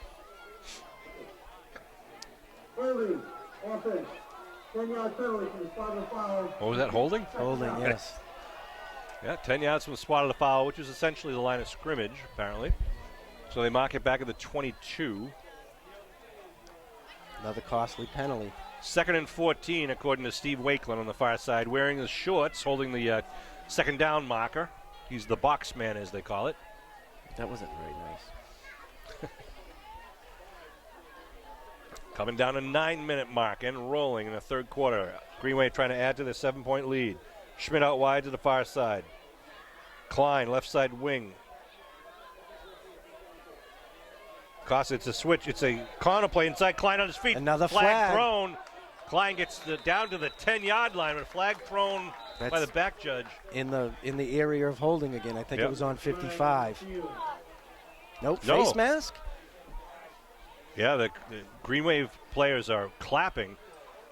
So the end of the play was down at the 10-yard line. The penalty, Personal foul, defense. Hands to the face. After distance to the goal, you go for the 1st down. half the distance to the goal. That might have been, again, the hands to the face may have been against them 55 because we saw that earlier in the game and didn't get called. So they moved the ball down to the 5-yard line. 1st and goal for the Mighty Green Wave. It's important that they capitalize right here to start the 2nd half. This drive started at their own 43-yard line. See how the Green Wave try to punch it in. Spry and Klein in the backfield. Spry to your right, Klein to the left. In motion goes Retsos. They give to Spry. Spry inside the 5. Touchdown, Muskegon. Touchdown, Muskegon. Big Gabe drive. Spry. It was a great drive. 5 yards. Touchdown at 8:19 to go. Chewed up a lot of the clock. Impressive Green Wave offense tonight. They did the same thing in the first quarter where they took advantage, went right down the field. A 57-yard drive. Great And the block. Green Wave, see if they line up with 2. They do. They got Furness and Redsos in the backfield. Spry on the left side of the wing. Seamus Schmidt out far to the right. There goes Klein in motion. Looking to throw. Turn it Puts up. it up in the back of the end zone. Oh, he was just wide falls open. Incomplete. Intended receiver was D'Ambrosio. He was all alone. So that'll put 6 on the board, makes it a 20-7 score. Big drive to open the second half. Some stats per the Boston Globe after the half. Let's see. Colby was 5 for 14 with 93 yards and that 41-yard touchdown pass to Sean Donovan. Will Klein, 14 carries for 86 yards. Seamus Schmidt had 2 receptions for a total of 26 yards. And on the other side of the ball, Nolan, number 24, had 11 carries for 62 yards. So he was successful with the draw later in the second quarter. Yeah. So Abington will kick off now to Cohasset, right to left across your television screen. I think it's important for the Abington defense to have a 3-and-out here. Get the ball back. Once again, Cohasset's going to send back Josh Burke, number 23, on the far side, number 30, Anthony Culterides on the near side. They're standing at their own 15. Green Wave in a tight huddle with Cristoforo now. They spread it out. 8:19 on the clock in the third quarter. Cristoforo eyeballs it. Up on the tee. Boots a line drive. And it's flag down. They're going to call Must have been an offside. offside. That's a new rule this year also where the play is dead, no return, and it's a 5-yard penalty. Down at Mashpee, half the team was offside by 3 yards, and there was no call on at least 2 occasions. It was, and we have it on video. It was unbelievable. You would have been going crazy, Clem. I've calmed down a little. So the deep men walk it up to, right now they're standing about the 22-yard line. Brady and company will tee it up at the 35-yard line. I'm surprised Cohasset has their middle guy so far back. Standing 15 yards away from the ball instead of the 10. Cristoforo approaches, boots it. Another His knee is squib down. kick at the 42, 43-yard line. Be no return. Still good field position. So the Cohasset offense will come out on the board. See if they try something different to shake it up a bit, or if the Green Wave defense can continue to try to smother them here. Well, they were very successful late in the first half with the draws and the runs to 24 on the delay. For the postseason play, follow Twitter at Abington AD, or you can go to the MIA website at MIA.net for all the schedules. Oh, movement. There they go. Geez, I didn't think they were going to blow it there. The left side of the line moved on Cohasset, so it'll be a 5-yard penalty. Move it back to make it 1st and 15. Several penalties so far in each team to start the second half. Peter Serino is up in the press box with us, the Abington athletic director, former star of Green Wave basketball and baseball, maybe. Well, at least the guys around him were. Holy Cross grad, so you know there's something good about him. Yeah. All right, 1st and 15, the I backfield behind Fulton. Fulton gives to Dolan left side. Dolan stutter steps, gets up to the line of scrimmage, still on his feet, and then going to be pulled back after a pickup of about 5 or 6. 71 with a good lead block. Did I call him Dolan again? It's Nolan. Danny Nolan. Danny Nolan, Roland Nolan. Leo Magnasco, number 63, checking in for the Green Wave. Big Leo. Looks like only 1 yard on that play. No, it was actually, remember it was 1st and 15. So it was actually 7 yards, so it's 2nd and 9. Or whatever, I did the math wrong there too. Oh, good play. Good job, that's Gabe Gabe Spry. Spry in the backfield again. 6-yard pickup of the first play, and that's a loss on that play.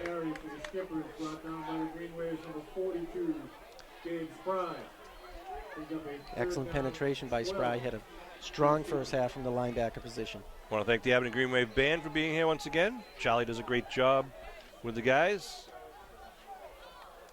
Here we go. They spread it out now with wideouts to each side. 3rd down and 12 at their own 42. Movement. They give to Nolan. Nolan gets grabbed at the line of scrimmage, and then look at Jure Cole. I think that's Jure. Dragging him back. Surprised the call there. Yep. The 3rd and 12. Yeah, it was almost a draw. I think they're trying to get the linebackers to drop back, but they were smothering them, and it brings up 4th and 9 at their own 45.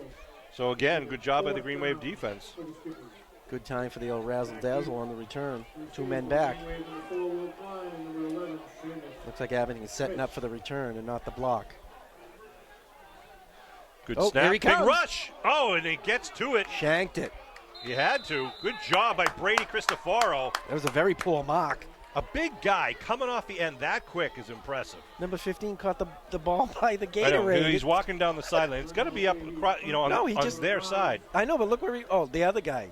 At the 50, they're going to mark it out. But the first guy marked it at like the 46. Wow. So that's a 6-yard punt. Oof. No, sorry, 5-yard punt because the line of scrimmage was from the 45.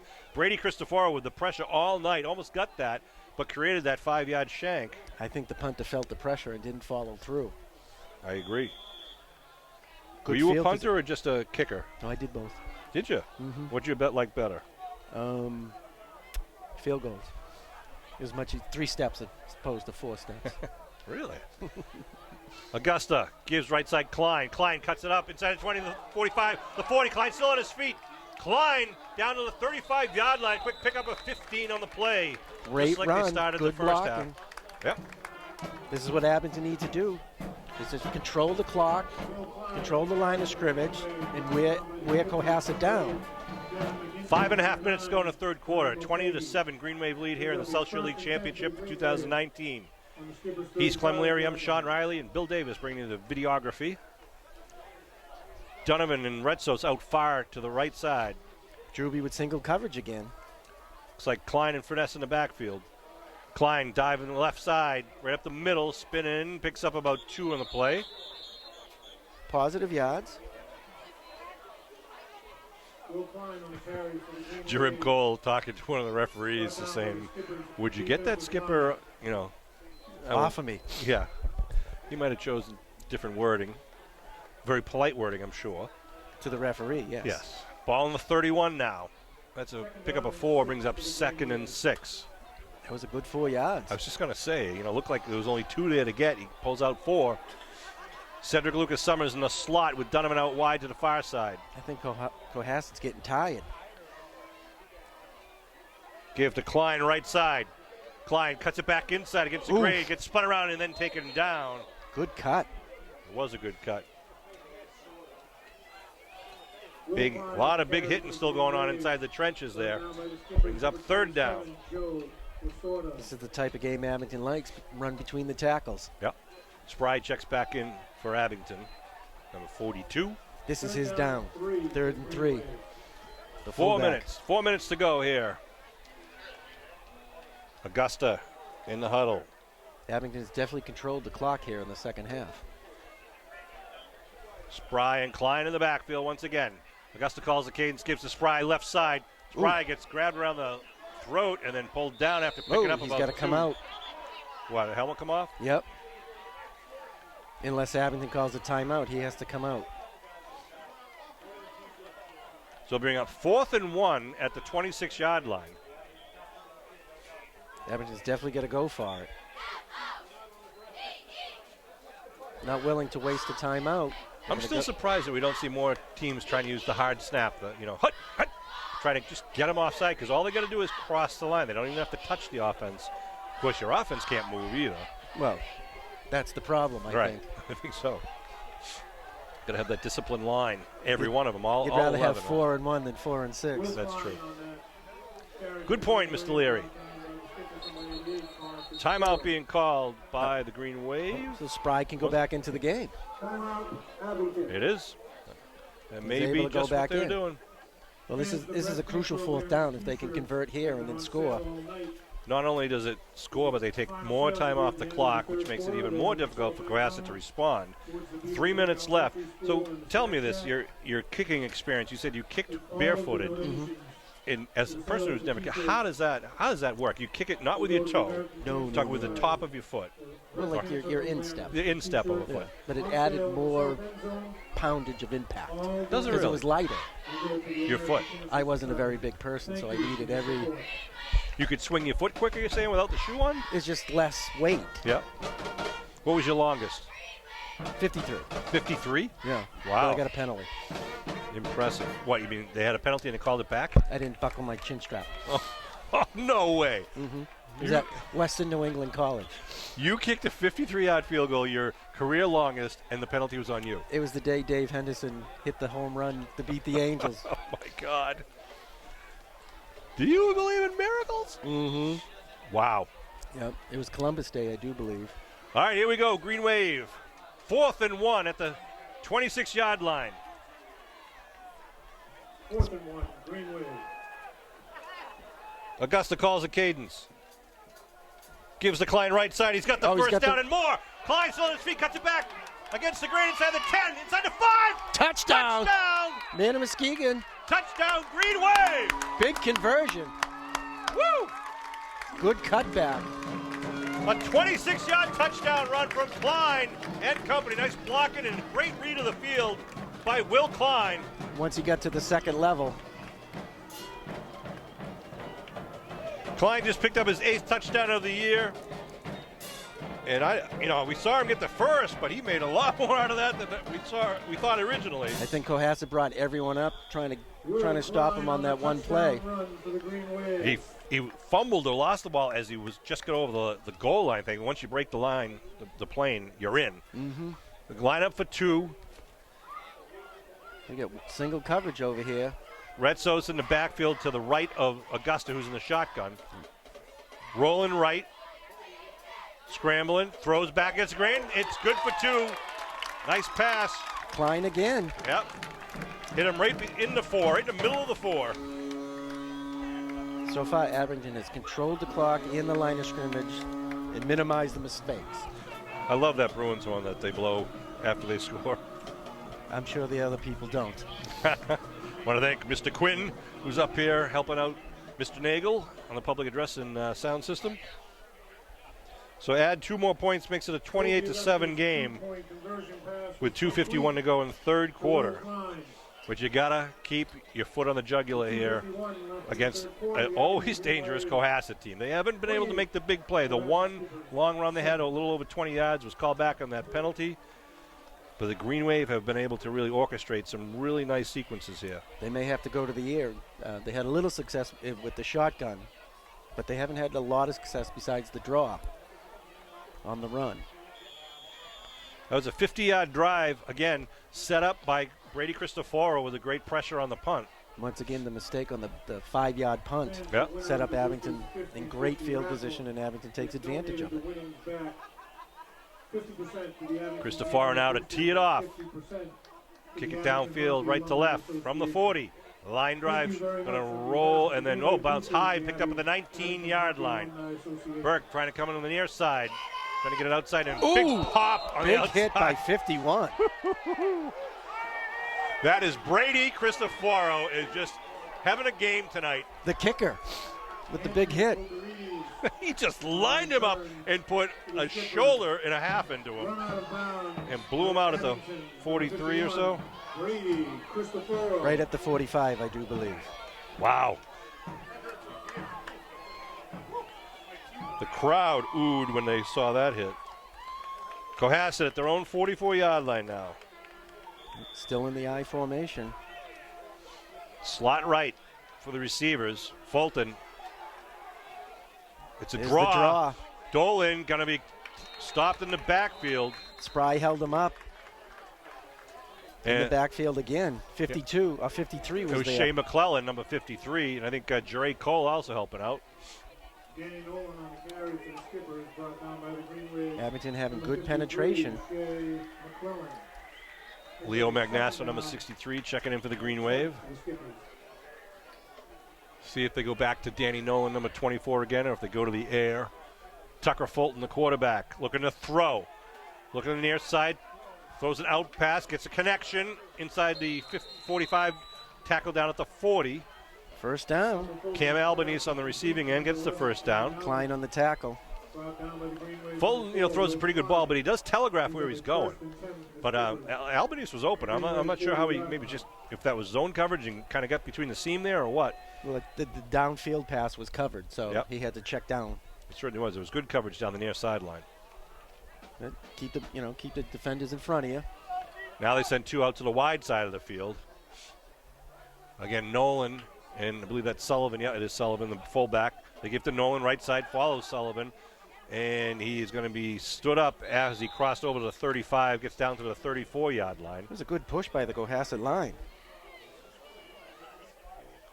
It's funny, Cole, Spry's hurt. yeah, injury on the field. That's Gabe Spry. I think it's his ankle that he's holding up.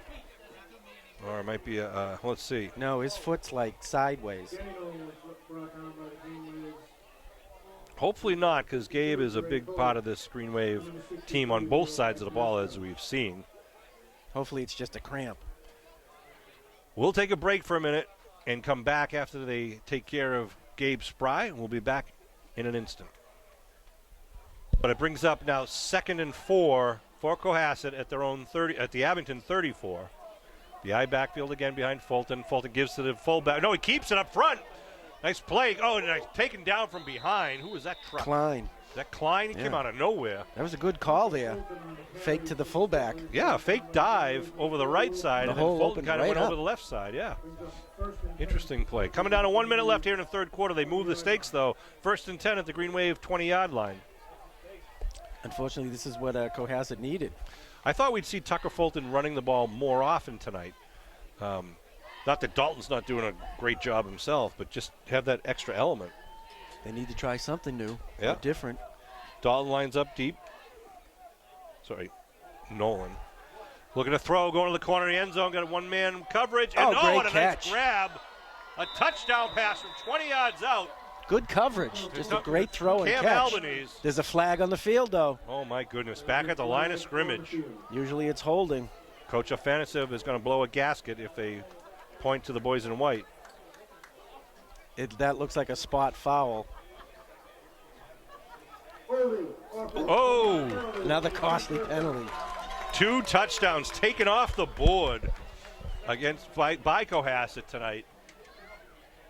So it remains 28-7, and they're going to pull the ball back as they assess the penalty yardage. Oof. The coverage was there. It was just a great throw and a great catch. Fulton laid it up nicely, put it up high where only Albanese had a shot at the very back of the end zone. Very costly penalty.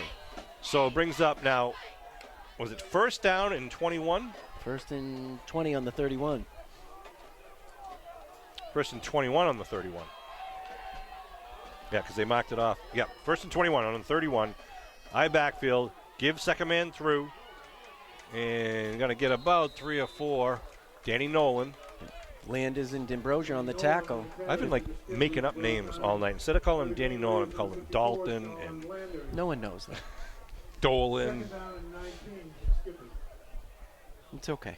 All right. We strive for perfection. We accept excellence. Sometimes we get neither. It's going to be aired at 2 a.m. anyways, right? 5 seconds left and rolling here in the third quarter. That's going to be not enough time for them to get off a play. So the third quarter comes to an end with the Green Wave up 28-7, but Cohasset will maintain possession to start the fourth quarter. Impressive third quarter by the Green Wave. That's what they needed to do, coming right out. And they got the 5-yard touchdown by Spry and a 26-yard run by Klein here in the third quarter. Early in the game, we saw Spry with the 1-yard touchdown, and then Augusta with a 41-yard pass to Donovan. The only score in the game thus far for Cohasset was the 2-yard run by Sullivan. Chewed up a lot of the clock in that quarter. Once again, I want to thank our Green Wave Athletic Fall sponsors, Giardino's Restaurant, AMSA Phelps & Son Insurance, Deanne's Sports and Entertainment Restaurant on Route 123 right up near Target, Lindo Realty Group for all your real estate needs, Glenn LaPointe Inc. Build it, tear it down, fix it. Call Glenn LaPointe, Josh LaPointe, Glenn Jr., and Marcus. Oh, maybe not Marcus. Off the Wall DIY. Trufant Real Estate, McDonough Insurance Agency for all your auto and homeowner needs. Quayle Funeral Home, Dairy Queen, big supporters of our community. Law Officer Sean P. Riley, Midway Auto, and Abington Bank. I want to thank Midway Auto and Abington Bank for all of the sponsorship they've done throughout the years. Abington Bank has always bought a lot of the championship rings or helped defray the costs. And Green Wave Nation has been pretty successful this last 10, 15 years with a couple of football Super Bowl championships, a softball state championship, a baseball state championship, a golf state champion, a frisbee state championship. It's been outstanding. So here we go. Community is very supportive of the high school sports. 2nd and 18, ball at the 27. I backfield behind Fulton. Fulton, it's a little reverse coming around on the near side. Klein not fooled at all. Nice job by Will Klein. He stayed at home. Not fooled. Culterides, a sophomore, has some speed, but Klein is a better player. Dennis Donovan up in the booth right now overseeing all the operations for tonight's game. Dennis, a graduate of Abington High School, graduate of WPI. Teaches now at Xaverian. Wide outs to each side. Also helps out with all the referees, kind of overseeing and reviewing their work. Looking to throw is Fulton. Looking down the corner of the end zone, lays it up deep in the corner, and it's caught. Great grab in the end zone once again. Great coverage again and an excellent ball. It was a well-thrown ball. Looked like 53 got held on that play, but no call. Cam Albanese with another great grab in the end zone. I think that was a 27-yard pass. It was a great throw. Good coverage again by O'Brien. He was right there. And they're going to line up for the kick. To kick is 21 Stephen Martell. Put the first one through in the first half. They take their time. Yeah, waiting for the snap. There it is. Ball is down. Kick is up and good. Martell through the uprights. Was good. Let's see if Abington can respond. Albanese showing off his talent as the receiver there for Cohasset. It's not like the coverage wasn't there. It was just a great ball and a great catch. He went up and got it at its highest point. But is it too little, too late? We shall see with 11:17 to go. If Abington continues what they've been doing in the second half, it definitely is. They can drive down and chew up the clock and only leave a few minutes left. 28-14. Cohasset will kick off for what, only the third time tonight? And I don't. The score's not indicative of how well Abington has played. It's true. And how Cohasset has shot themselves in the foot with two prior touchdowns. And that becomes important too, where not only are you taking the score off the clock, but you're taking time off the clock, right? Which then hurts even more when you're looking to make up a 2-touchdown deficit right now and try to hold the Abington defense off the board. Yeah, well, Abington's up for the onside kick. They got all their plays up just in case. Yeah, and does Cohasset want to risk it and kick it to Klein, who's standing back at the 25? By the way, he's setting it up. It looks like he's going to go for the onside. It's now against the rules to kick it into the turf. And they move. They scrum to the middle. There's the kick. And a flag call. They're going to call it offside. Now, can Abington decline it? Ooh. Or is that a dead ball? It's a dead ball foul, so you can't decline. It's going to move it back 5 yards. Thank God we have the director of referee officiating, pro tempore, up here in the booth with us. That was a 10-yard whistle. The ball went 10 yards before the whistle was blown. So they move it back 5, and gets a little riskier for Cohasset if they don't get the onside kick, because now Abington would have the ball in Cohasset territory. I think at this point they have no. And it depends on. He takes a little extra time to angle the ball. Cohasset still has to wait for it to go 10 yards before they can touch. They have to wait for it to go. We have to wait for it to go 10 yards before they can touch it, unless it hits a Green Wave player before then. And they do pooch it up to Klein. Klein at the 24. Klein got a little hole at the 35, gets it up to the 40-yard line. Still a good return. Good, yeah. Oh. A little disagreement on the field. Every time I put my head down to write something goes on. Well, I think the frustration for Cohasset is starting to set in. Coach Kelleher out in the field. The sheriff laying down Always the law. policing. I think he'd much rather have his gentlemen play clean than get involved in any of that stuff. So Abington will take over with a ball on their own 40-yard line, 11:10 left on the clock. 60 yards away from pay dirt. Let's see if they go back to what's been successful here. Good to see Gabe Spry back in the backfield. They give to Klein right side. Klein cuts it inside and gets up to the 45. It'll bring 2nd and 5. Good yards. That play to the short side of the field has worked all night. Sean Landers with another good kick-out block. I'm thrilled to see Spry back out there. That it was just a Must have been just a muscle. cramp. Yep, Need some pickle juice. that's right. That's what we were saying up here in the booth. Gatorade, pickle juice, everyone's got Mustard. there. Yeah. 2nd down. Billy Davis bringing the video action from high above Memorial Field. 10.5 minutes to go here in the game. 28-14. Could be more if the Green Wave didn't have a couple of costly penalties, and if Cohasset didn't make some mistakes, they'd have some more points in the game. Costa Retso spins, so gets the first down, still on his feet. Wow, what a nice turn and burst of speed by Costa Retzos. He seems to be able to move forward when he spins. The senior running back, number 3, He earns every yard. moves the stakes for the Green Wave. That's what you need to do. Clock continues to roll down to 10 minutes and 15 seconds and rolling now. Cohasset's going to have to start taking some chances because if Abington scores here, it's just about all she wrote. Spry takes a breather, as does Klein. 1st and 10 in the backfield is going to be number 34, Furness, number 14, Cedric Lucas Summers. Costa Retzos on the near side wing. Colby looking over the defense. Taking his time, letting the clock run. Good job. Give right up the middle. Big hole, huge hole inside the 40. Furness still on his feet inside the 35 down to the 32-yard line. Wow. I don't think Brady Cristoforo had anyone to block. He was down there. Yeah. Furness was right behind him. That was huge. I think Cohasset is running out of steam here. It's good job by Colby, too, using the time. The back judge makes a signal when there's 10 seconds left on the play clock. I was wondering what he was watching. So he's just sitting there waiting for that signal, knowing that he's got time. I actually looked out to see if there was a clock in the end zone. 1st and 10 at the Cohasset 32-yard line. Retzos and Furness in the backfield. Again, Colby takes his time. 10 seconds to go.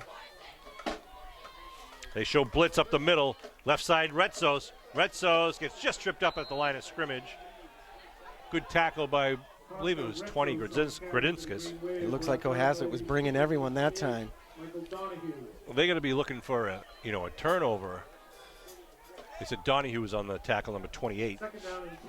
They got to be careful because Colby will just pull it back and someone will be streaking down into the end zone. Once the play ends, there's a 40-second play clock on the field where the ball has to be snapped again. So Abington's trying to use as much of that 40 seconds each time because we're down to 8.5 minutes and rolling right now. Green Wave with a 14-point advantage, 28-14 here in the 4th quarter. And they're definitely in 4-down territory. Cedric Lucas Summers on the left side wing. Here they come Looking again. to throw.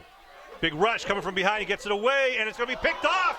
Picked off by Cohasset at the 30-yard line, trying to get down the near sideline. Here comes Cristoforo, though, and he takes him down at the 26. On a turnover, Cohasset's got the ball in Abington territory. It's exactly what they needed. Abington tried to do a pass when Cohasset had brought the rush, but number Don't know if he 44, got hit when he threw it, but it was close. not. It was I think very it's a close. pass that Colby would like to take back, Yep. obviously. So the ball at the 27 with 8:09 on the clock now. Brady Cristoforo running him down from behind. He's got wheels. Let's see if Cohasset goes right to the air. See if the Green Wave pick it off. They hand off left side. They're running back. It's down. I think a lot of their defensive linemen are offensive linemen too, and they look very tight. Like 76 He looks exhausted. 67 does too. Nolan picked up a couple on that. Puts it down on the 22-yard line. 7:45 and rolling. McGinty out wide to the far side. Looks like Albanese is out wide to the near side. I backfield behind Fulton. Fulton, flag. Another dead ball. Was it Another movement? late flag. It had to be. Gotta be. Looks like number 8. I didn't see one on the defense go over, so let's see what the call is from referee Greg Kamara. Jeez. That's okay. Oh, looks like offsides. It is on the Green Wave. So someone encroached over the line of scrimmage. 7:35 on the clock. By the way the flag was thrown so quick, it must have lined up offsides. And it is first down. That's very true. First down at the, where are we? The 16. They call it the 17-yard line. First and 10. I backfield again. Looking to throw. Looking down the middle. Puts it down the middle, and it's going to be knocked down by Klein. Oh, no, Seamus Schmidt on the defense. He knocked it out of the air. It was Schmidt coming from over the top. Did a nice job. He threw that one into double coverage. Really did a good job of keeping his eyes back, watching the ball coming down. It'll bring up second down at the 17. The Abington secondaries had great coverage all night. Really have. Keep an eye on Albanese, who's in the slot on the right side. See if they try to fade one into the corner of the end zone. He's Fulton, been their go-to guy all night. looking to throw. There he is. They give it out to him in the out, and it does not come. They do not complete it. He was definitely the intended target.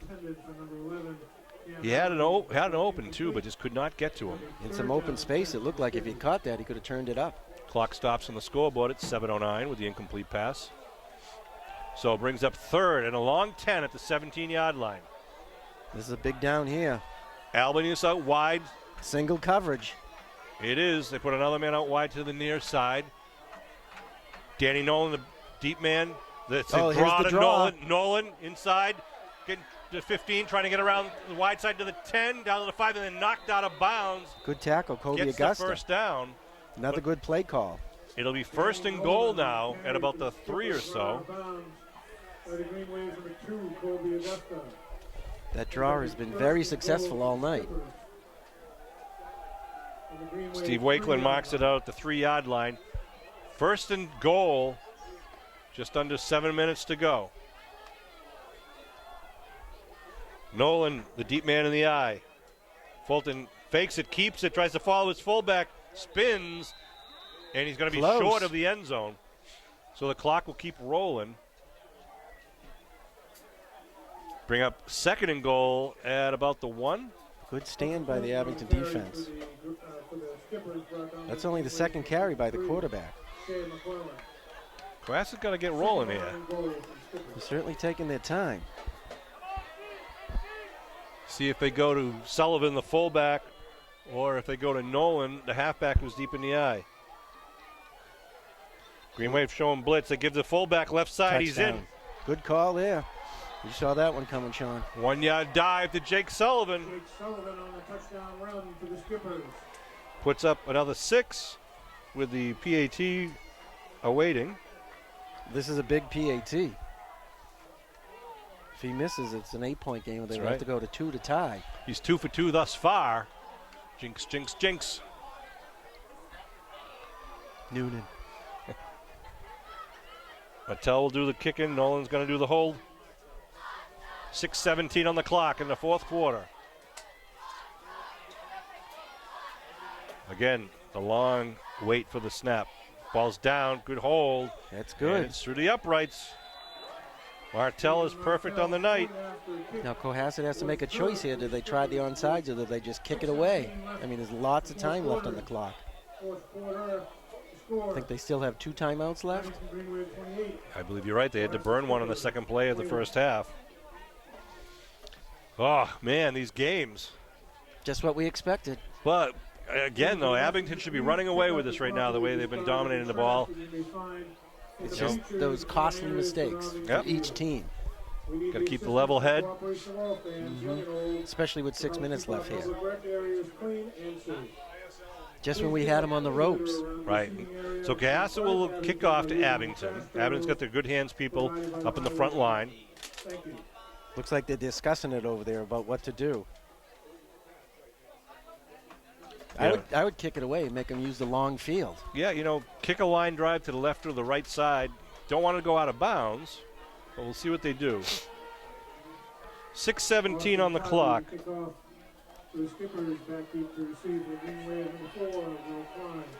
Green Wave would like to get this ball and chew up as much time as possible and put some more points on the board to get that point spread back up again. Here they go with the onsides. Oh, it's grabbed by number 84, Matt D'Ambrosio. Goes right down, so there's no chance of a loose ball at the Abington 48-yard line. That was a key play. Not sure what Cohasset was trying there, but we'll take it. Green Wave a good field position, too, at their own 48-yard line. You'll see Abington trying to use the clock, but keep moving those stakes. well, I think here you just want to spry and climb, so they can hold on to the ball. Or even Costa. And see if Cohasset tries to blitz a lot here, as they started to do the last They get series. everyone up. They're bringing everyone up. Augusta gives to Klein right side. Klein pushes it up. Still on his feet, gets it up to the 50-yard line and pick up a 2 on the play. Positive yards. Follows Spry's block on the right side of the line. Colby Augusta talking to the referee about something, I'm not sure. 6 minutes to go and rolling here at Memorial Field in Abington. Both of these teams are going to qualify for the playoffs. We just don't know what the seeding is until the result of this game and many others. Abington needs a first down here. Schmidt out wide to the far side, single coverage. Spry, the lone running back, behind Augusta. 10 seconds to go on the play clock. So Augusta calls his cadence, gives to Spry up the middle. Spry, nothing doing really there. Stopped at the line of scrimmage. The clock will continue to roll. 76 was right there. Under 5.5 to go and rolling. But a third down and a long 8 now for Abington right at midfield. Drewby, the wide receiver package, checks into the game. Looks like Abington's going to go to the air. Matt McGuire, number 5. Star basketball player for the Green Wave. Part of that thrilling game at Boston Garden last year. They should just throw him a jump ball. Let him go up and get it. Let's see what they do. McGuire goes out wide to the far side. Klein is in the slot.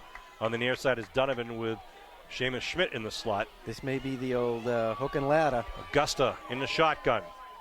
They blitz right up the middle. They turn and throw to Schmidt, but he's hit in the backfield for a loss on the play. Number 76 there again. That's their captain, Thomas Dockray. It's going to bring up a 4th and long for Abington now.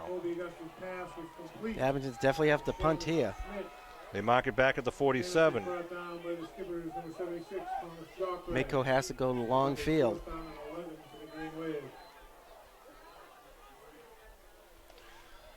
So Cohasset's going to send apparently one man back.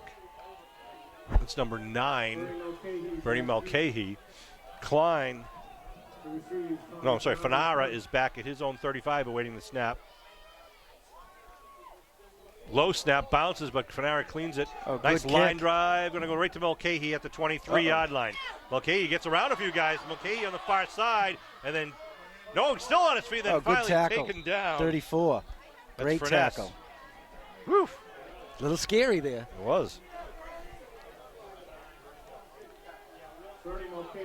3:50 left to go on the clock. The Abington defense has to step up here. Ball's going to be marked at the 38-yard line. First and 10, Skippers, on their own 38-yard line. This game's been the tale of the quarters.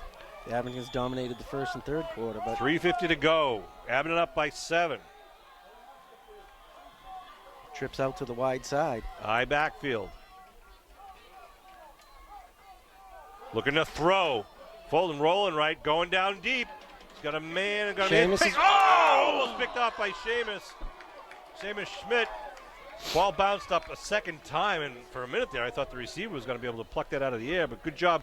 Triple coverage. They're going down deep. I'm surprised he threw that ball. And O'Brien down there and Cedric Lucas Summers and Seamus over the top. Seamus doing a good job today. I think right now you just have to key on number 11. Yeah, if you're going downfield. And 24, Nolan. Thought that one looked like they were setting up that draw again, but then he pulled it back and put it up in the air. Nolan lines up, and now they give it to Nolan, the draw. Right side, gets hit in the tackle. backfield. Klein with a great tackle. Comes up from the cornerback position. I think that's the first time that Abington has snuffed out the draw. That was a big tackle. Third and a huge long 10 now. Think they got to go to the air once again? I think they have no choice. 3 minutes, 20 seconds and rolling. Green Wave up 28-21. The winner is the South Shore League champion. They send 2 wideouts to the near side.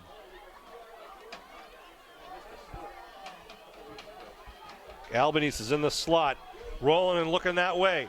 Albanese McClellan steps it up, now puts it up in the air, and it's grabbed, and it's going to be a first down. And I think they're going to add on 15 more for a face mask. Connected to, I believe that was number 8, Devin McGinty. I think someone got a hold of a face mask. Unintentionally, but you get penalized nevertheless. Hopefully it's not a personal foul. McGinty takes himself out of the game. Almost picked off by the Green Wave. A slow development play. So another huge penalty with 2:59 on the clock. That ball, play stopped at about the 48-yard line, but they're going to mark off the 15-yard penalty, bring it down now to the 37-yard line. Here comes Cohasset, trailing by 7 with just under 3 to go. Moving the stakes to the far side of the field. They got wideouts to each side, I backfield behind Fulton. Fulton looks to slant pass. No, ball's knocked up. Great play by Klein. Klein read the quarterback's eyes. Fulton with the one step tried to hit the man on the slot. Once that's tipped in the air, the receiver is unprotected. Free game. Yep, you can knock him down, which they did. Brings up 2nd and 10. Clock stops at 2:48. Ooh, baby. These games against Cohasset, Abington Cohasset, are great battles. They send Albanese out wide to the far side of the field. Likely the guy they'll go to. I backfield, looking to throw. Pump fakes, good coverage. They're going downfield, and it's going to be overthrown.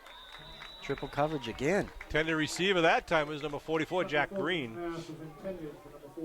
Kind of had Albanese kind of coming across the middle there. Looked like he was setting a pick. 2:40 on the clock. Clock stops on the incomplete pass. Big third down here. Cohasset needs another player. Just brought in another wide receiver. Again, there goes Albanese out wide to the far side. Watch for the tight end screen. I backfield again behind Fulton. Fulton, they give to, no, he keeps it. Trying to get around the right side. Now he pitches it to Nolan. Nolan now trying to make something happen and gets pummeled for a loss on the play.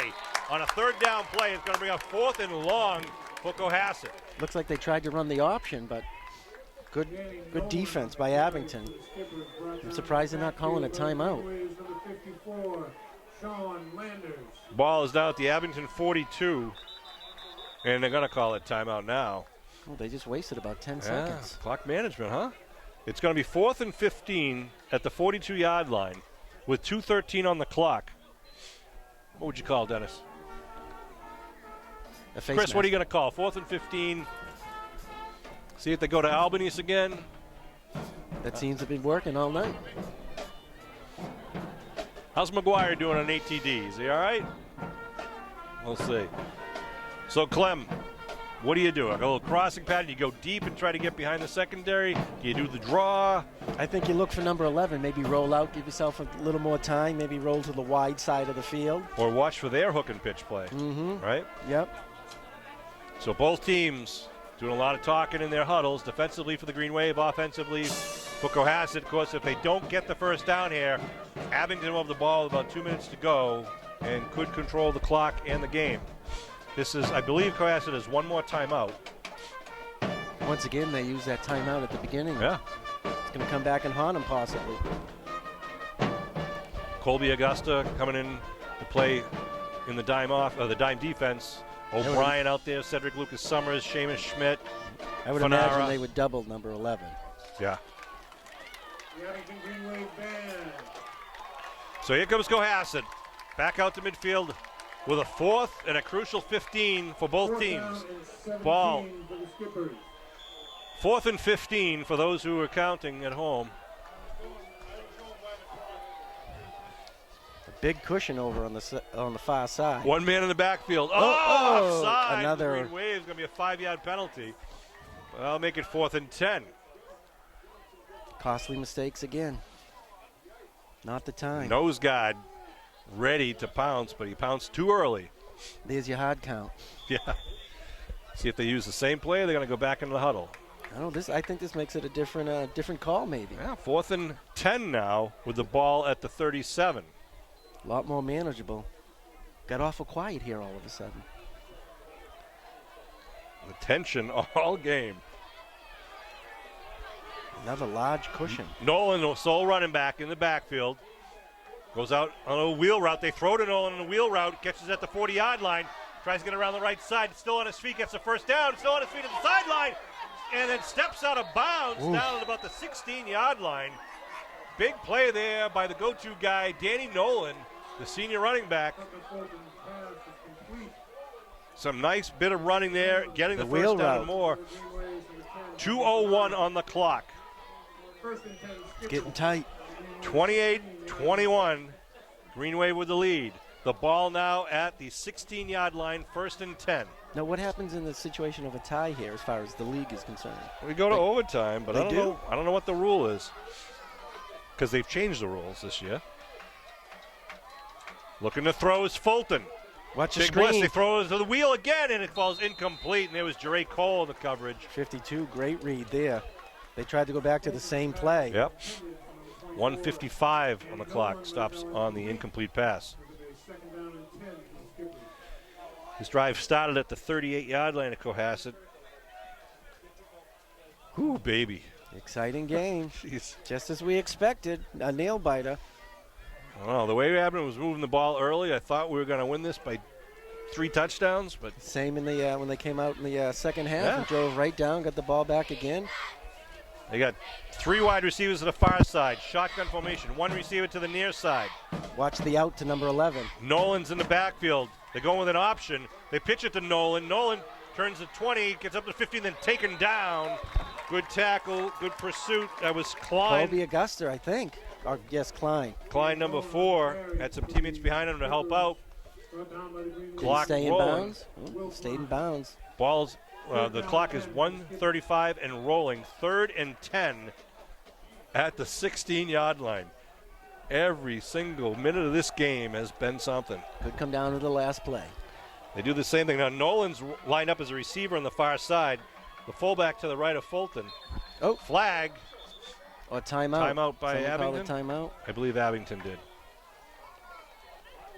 Yeah, Abington calls timeout with 1:17 on the clock. They might have seen something in that lineup that they're They want to scouting. get their defense set. Whew. Or just calm down. Everyone take a deep breath. Easy for you to say. Well, that's because I have a cold. I can't take a deep breath. Oh, Kobe checking in, I think. Who has a fan yelling, "Let's go Green Wave"? Touchdown tonight for the Green Wave. 1-yard touchdown by Gabe Spry. A 41-yard pass from Augusta to Donovan. A 5-yard touchdown run by Spry. A 26-yard run by Klein.